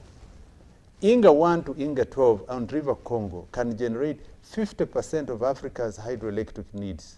50%. But you'll find that the DRC Congo is still dark. Still dark, meaning that there isn't enough electricity. The whole of Eastern Congo, which is bordering us, use generators. What am I saying, therefore? I think to add to what Captain Babu was saying, Uganda has discovered oil and gas. South Sudan has discovered oil. Kenya has oil. The Somali belt has got 92 oil wells, which are embedded along the coastline, which is one of the longest in the region, along the East Africa region. If you look at Tanzania and Mozambique, they have discovered the largest gas deposits in the world, Mozambique and Tanzania. Okay. So to put it together, to give you the drive, Africa has the capacity. Africa has got the means. I think we now need to wake up, as Captain Babu was talking about, and I agree with that position. I think we need to redefine our direction, both short-term, medium-term, and long-range. Where does Africa need to go, and how do we get there? That's the question. We need now intra-Africa trade. We need political federation. We need to find African solutions for African problems. Okay. I thank you. Thank you very much. Something I wanted to say here very quickly. You know, you normally say China, America, China. No. Africa must decide to cooperate with everybody like Singapore did during the East-West argument, whether Russia, whether America. We should be able to work with East, should be able to work with the West now as they are. So Africa and Uganda must work with Americans, must also work with the Chinese, must also work with Indians, work with anybody who will benefit us in our own interests. Thank you. Thank you. Let me read some messages that have come through. Good evening, Timothy. This is James from West Nile. We have rotten eggs in Parliament. I advise that the South Sudanese refugees go back home and develop their country instead of making more mayhem here on our environment, especially in West Nile, for more than 25 years. Okay. Yes. Harris failed on day one when Biden appointed her instead of her going through the primaries. Democrats keep singing Trump is a convict felon, no economic program, border security, they don't trust him, foreign policy zero. They evacuated the army fast from Afghanistan and left civilians to be butchered by the Taliban. Inflation during the time was high, while under Trump it was low. Okay, thank you very much for your message. Timothy, what happened in Parliament today is clear indicator of uncultured, excited, arrogant, visionless, ignorant people occupying positions of leadership when they do not qualify. Some of these honorables are so much lacking in character, they never learn or forget everything from the past events. It's a shame because many seem to be capitalizing and surviving in Parliament through creating chaos. This is Stephen Wills in Mbale, okay? Last one, second last there, Money from Ginger. Thank you, Timothy, for the show. Indeed, Uganda is endowed with brave brains, especially Dr. Sarah in yellow. She is so smart that bringing out issues, and may Allah bless her, okay? Finally,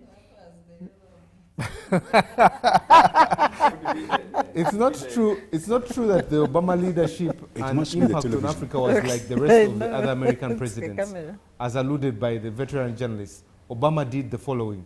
He introduced Feed the Future, which saw significant reduction in hunger through massive provision of seeds to rural Africa. He also introduced Light Up Africa, which was significantly increased rural electrification in sub-Saharan Africa. I think you're agreeing with Mr. Kakande, because he also spoke about Obama there. The point I wanted just to stress also. Yes, now that before I give you parting shots. We're talking about the million. I think the critical issue, and that's what Captain Dr. said, Uganda first. Yes. Now we need to examine critically. For instance, when we are developing the oil sector, who actually controls it? Who is running the drive? Is it the Ugandan state, or is it the international corporations? You know, because at the end of the day, even if you get this investment from out, and your share of the revenues is a peanut, you are going to remain poor. Okay. That's why a lot of African countries, which are already in the oil sector, their populations remain as poor as anybody else in Africa. So I think, and that's very important for the sitting government, that to me I see a lot of talk which is not backed by action as far as control of national resources is concerned. Okay. Thank you, Mr. Kakande. I'm going to give parting shots. I'll start with Professor, Mr. Kakande, Dr. Sarah, Honorable Babu, then Honorable Mike Mkula lastly. Your 2 minutes. Yes, thank you very much. It has been an interesting debate. But I think one thing that we can say in my parting shots that we have learned is nation building is a concerted, intentional process. It's not that people just wake up and feed Uganda, not feed American.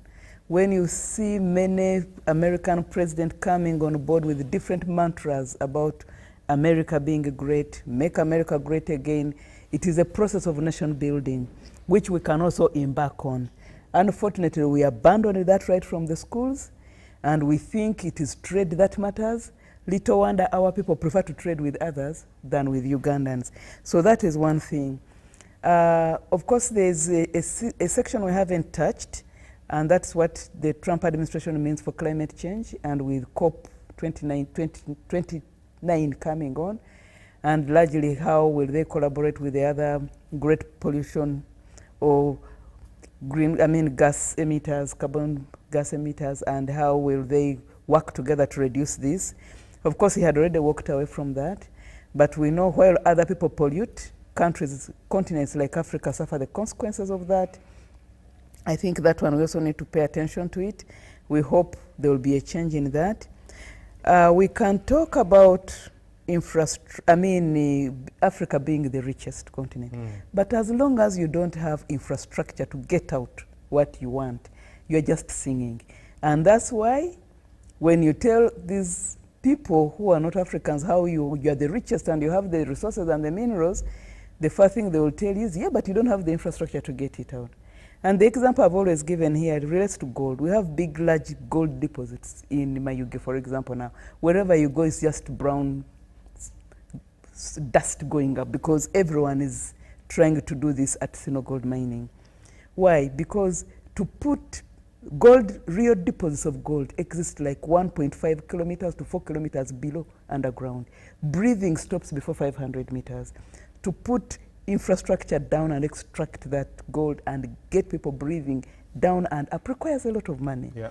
So what am I saying? It's one thing to be rich. It's one other thing to be able to access those resources and use them.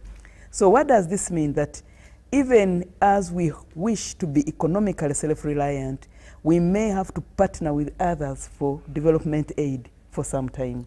There is the development aid to extract what we need and develop the country, but we may also in the short term require aid for people who are depending on what that aid supports. For example, if you are HIV positive and your treatment is subsidized by aid, you need it to be alive, even as we are building a great dream of being economically self-reliant. So I think everything has to be taken in moderation as we work for the future. Thank you.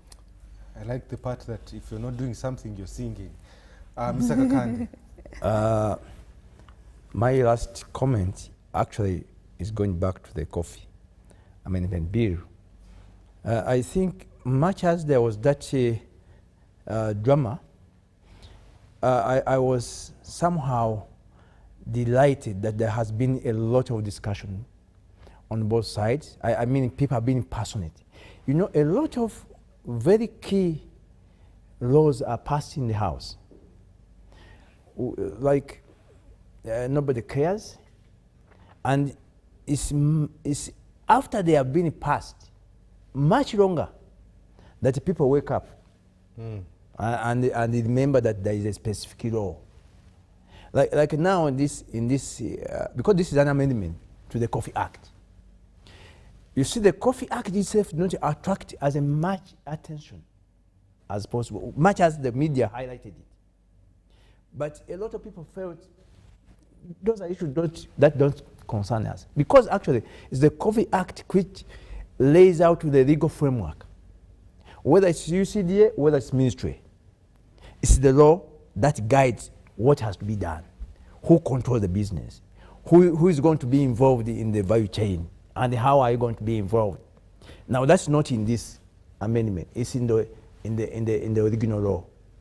But you see that people were not as keen to the detail of that act as they have been on this one.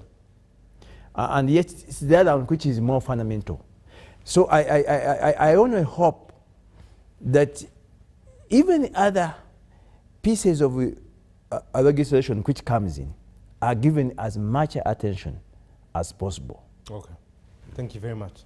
Dr. Sarah? Issues. One, I want to comment on climate change.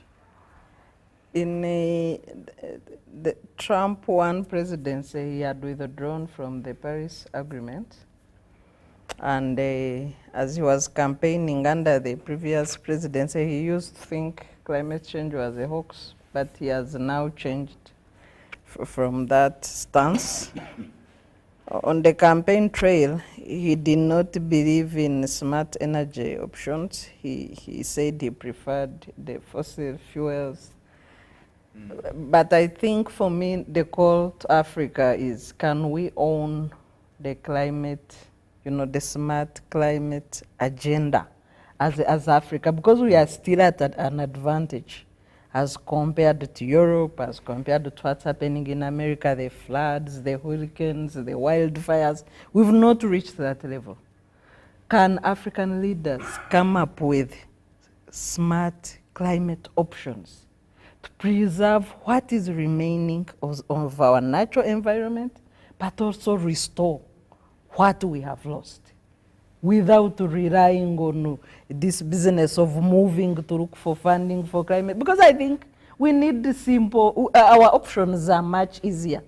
Let's replant trees, let's restore wetlands, let's preserve nature the way it was. Other than moving around, taking flights to look for money to whatever for climate change, I think we need to be practical on smart climate options, use of renewable energy, and preserving the natural given vegetation of Africa. Lastly is a call to building on what Captain Babu shared. We can only predict the future by creating it. Let's make our countries viable. Let's make our own countries great. Let's put them first. Instead of, we have leaders who act like, I don't know how to call it, as if they will not be in the country tomorrow because of the decisions they make in Africa generally. Let's have leaders that put Africa first and work for the betterment of Africa and the African people. And let's recreate the good life instead of, hopping from one place to another, looking for solutions somewhere. Why they don't exist sometimes. Thank you very much. Honorable Captain Francis Babu. First and foremost, let's congratulate Trump, President Trump, for having won the elections. That was your first topic here. Very important. Then we'll go to coffee, because to me that's more important. And tell him we would like a good relationship between Uganda and the United States. And by the way, United States has had a good relation with Uganda right from the time when I was a kid. They gave us scholarships, they did all sorts of things, but we never used those advantages to develop our own, to make Uganda a better place. Then we must change our behavior. All these arguments about coffee, about politicians, it's because our behavior is not good. If you don't change your behavior now and have a paradigm shift so that you behave well and behave like a Ugandan, because some of you are detached. You speak at the population. You don't speak to them. You speak like you're in Harvard or Oxford. No. You have to understand our people. Speak to them. The politicians have to stop being actors. This is melodrama. So we must get away from that. So very quickly, we need the right people in the right places. One of the biggest things we must do, we must unite Uganda. It must become one. It is not one. When the British left it, they left it with fragmented countries within Uganda. And we've got to bring them together so they can become one. Secondly, we need to have people who have got the merit to lead us. Meritocracy. And we must be programmatic to make Uganda, what? A better Uganda. Lastly, all of us, including us who in this studio, we should start being honest. Being honest to our country. Our country is crying. It's got everything, but we are misbehaving.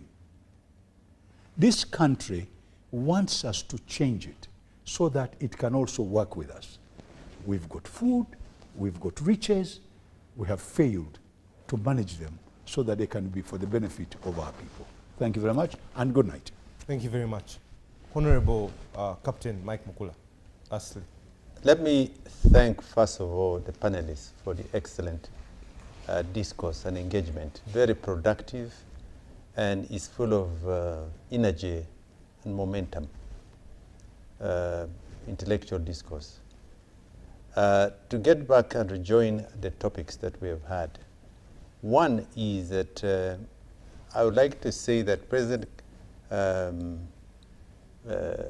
American President-elect, Trump, comes in, and I hope he's able to deal with the promises he made. One, the world has been at war. United States indirectly, proxy wars. The war in Ukraine must come to a stop. And he said day one he will sign an executive order. Yes. And I would like to see that war getting stopped. Why? Because we're at the brink of the Third World War. And that was a big threat to humanity. Number two is the war in Gaza, Israel, and threatens the region, is one that has devastated and has hurt the feelings of many people in the world.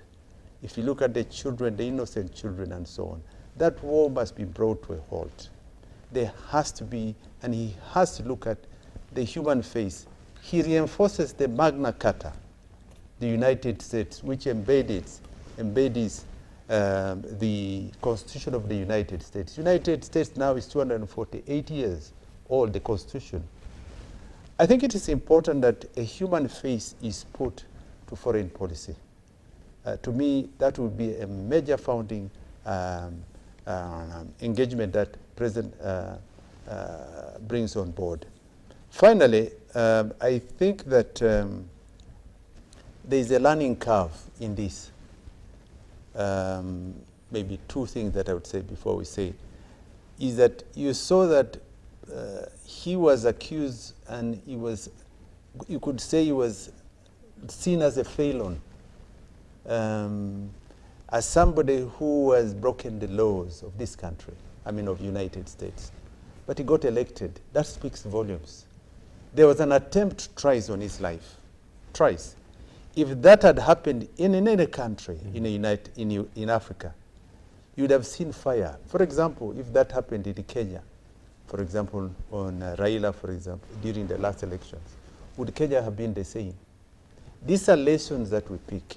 Finally, my message is to our legislators.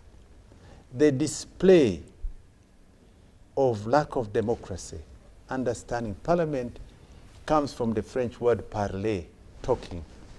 It's not about violence. It's not about physical. When we were in Parliament during that time, never at any single time did anybody raise even a finger at the other. Never.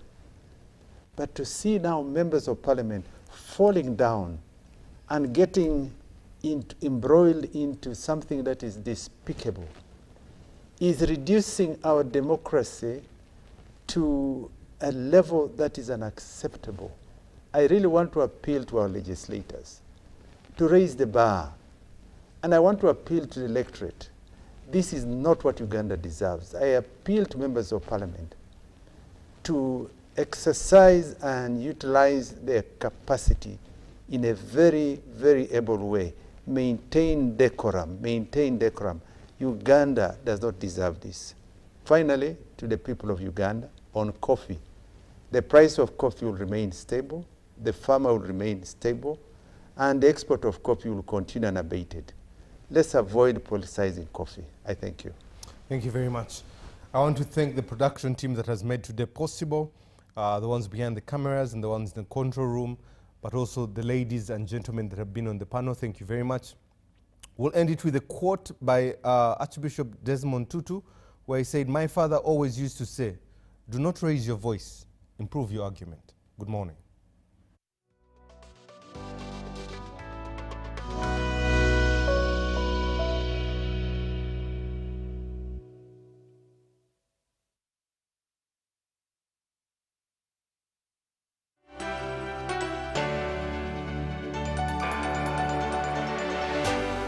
UBC, inspiring.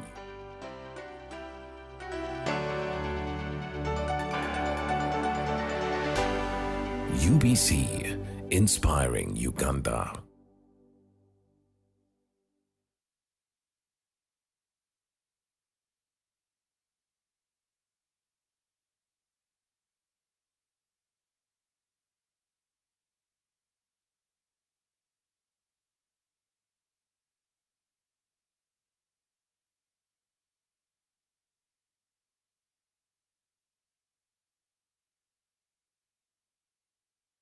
What was she doing with Zelensky? She should have been saying, all right, this is over. This proxy war failed. We've killed, we threw 100,000, maybe more Ukrainians, dragged them off the street, and Zelensky and his pals were, sapping up all the money, buying homes, buying drugs, whatever they do with it, and then taking these poor people and just dragging them off the streets and put them without training on the front lines. What they did